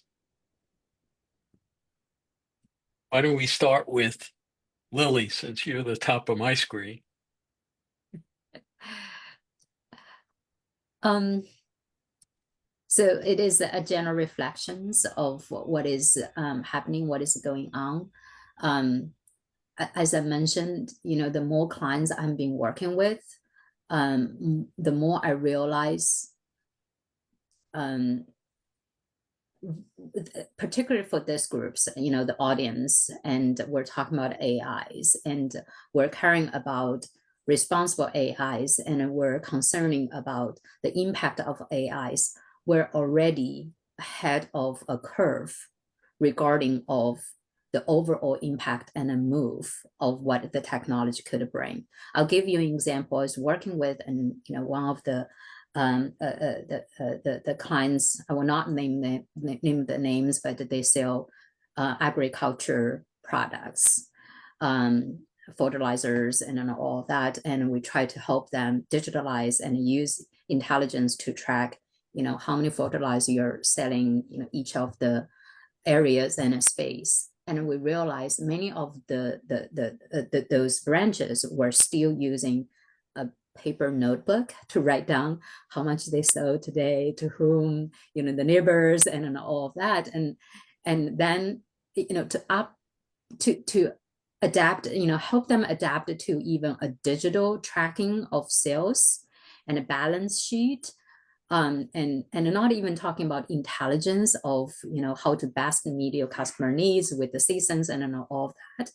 It's a big step for a lot of them. That always make me feel that even though we're, the tip of spears in a lot of way, I'm looking at this group, including all the audience, but let's not forget, like the world has 6-7 billion people. A lot of them probably never touched a computer in a way in their whole life. So I just want to put that as a perspective, and I'm very proud of this particular what we do, and I also want to bring to the broader set of reality of how the world is evolving in a way. Thank you. Jen? Point, yeah. So my this was an amazing conference. It was so great to hear what other industries and companies are doing with AI, thinking about AI.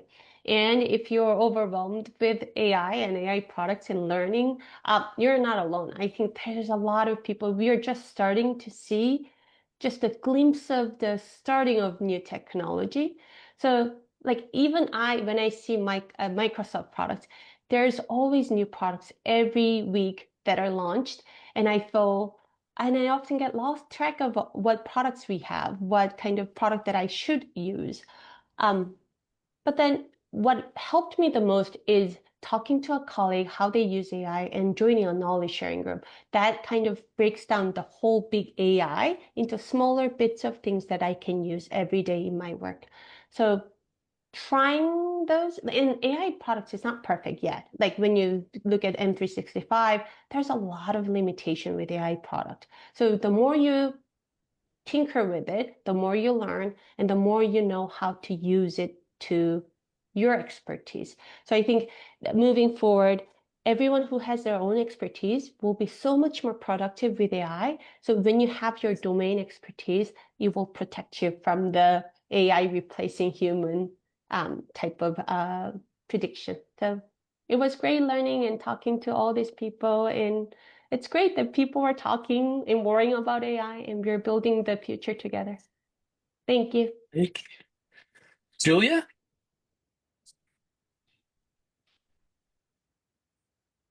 So obviously, I shared my background is in industrial psychology, and also I'm an athlete. And I think the good news, especially if you're a student or you're an academic, is you've got your space. Nobody can take away the expertise for how to understand and use data. To me, data really is the fundamental game changer with AI. But, we say garbage in, garbage out. People need your expertise is helping understand what is that good data? What does that look like? And making sure that's what goes into the models so that they're most useful and they are done hopefully responsibly, or at least, we have our good judgment we can apply to it. So my kind of maybe words of hope that I also hold in my own heart is that build on your expertise, use them because they're needed now more than ever, so that there are really humans interacting with AI in a way that AI is helpful and not harmful. Great. Moira?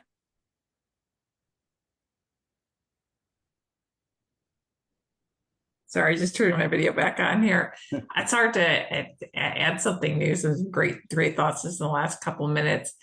To me, the biggest thing is, I know I've mentioned a couple times, is just to stay excited, stay open to new technologies. I know there's always that fear out there of the unknown and of change, but just trying to eat just for yourselves personally, for those you work with, right, at your network, is just trying to help them as much as possible. Again, just generate that excitement and be open to learning about new technologies.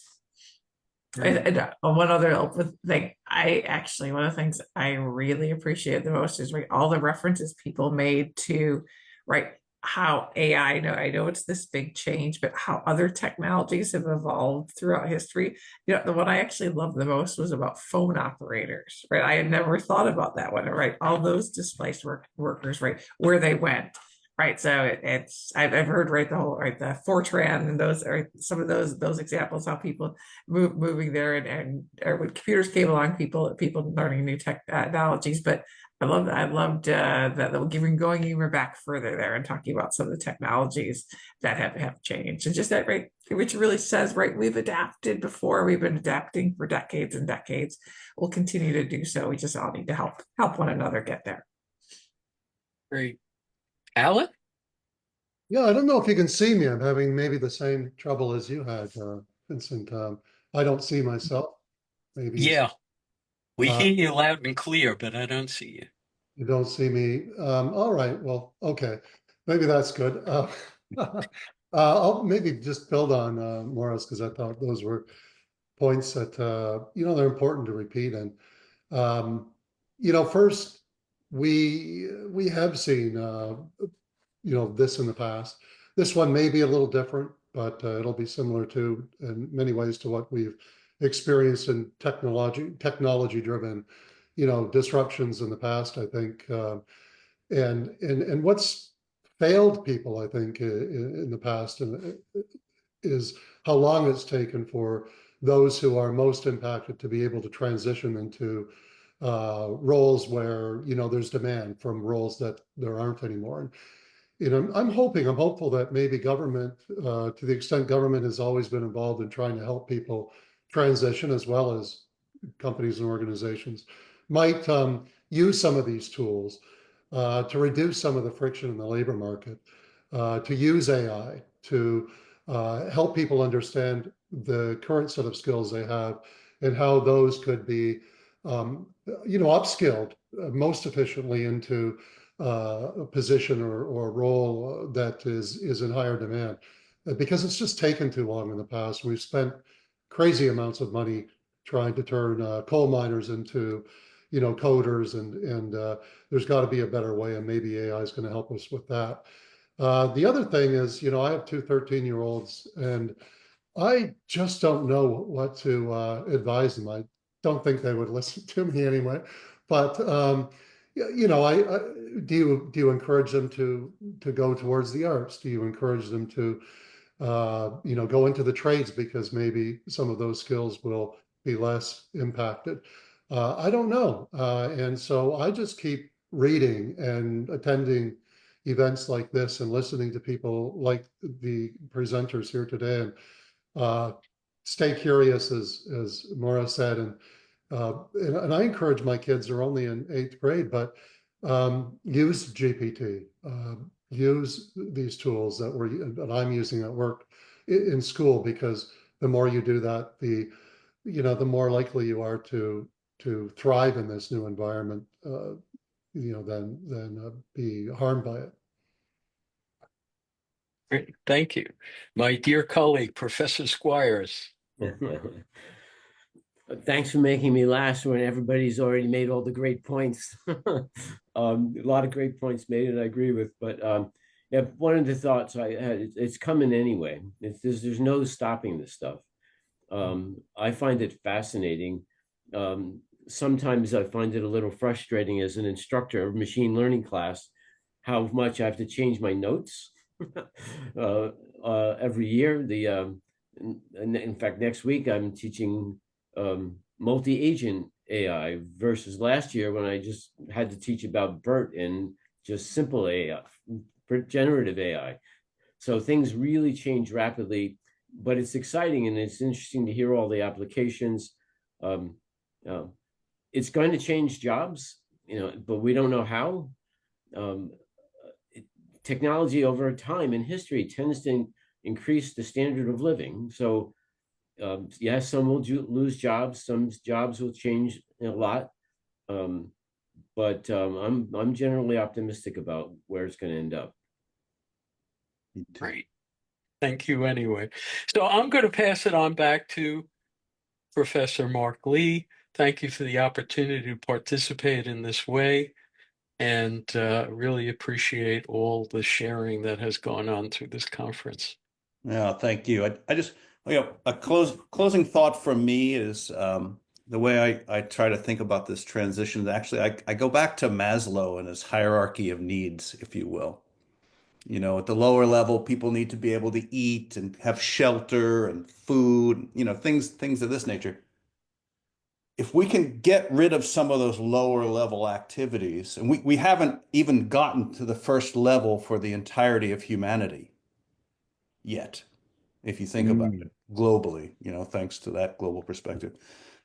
But for certain folks that are lucky enough to be in that situation, it creates more opportunity for you to do self-actualization. You'll have more free time. You'll be able to pursue the things that you're interested in, and be with the people that you want to be with. So I'm excited for that future.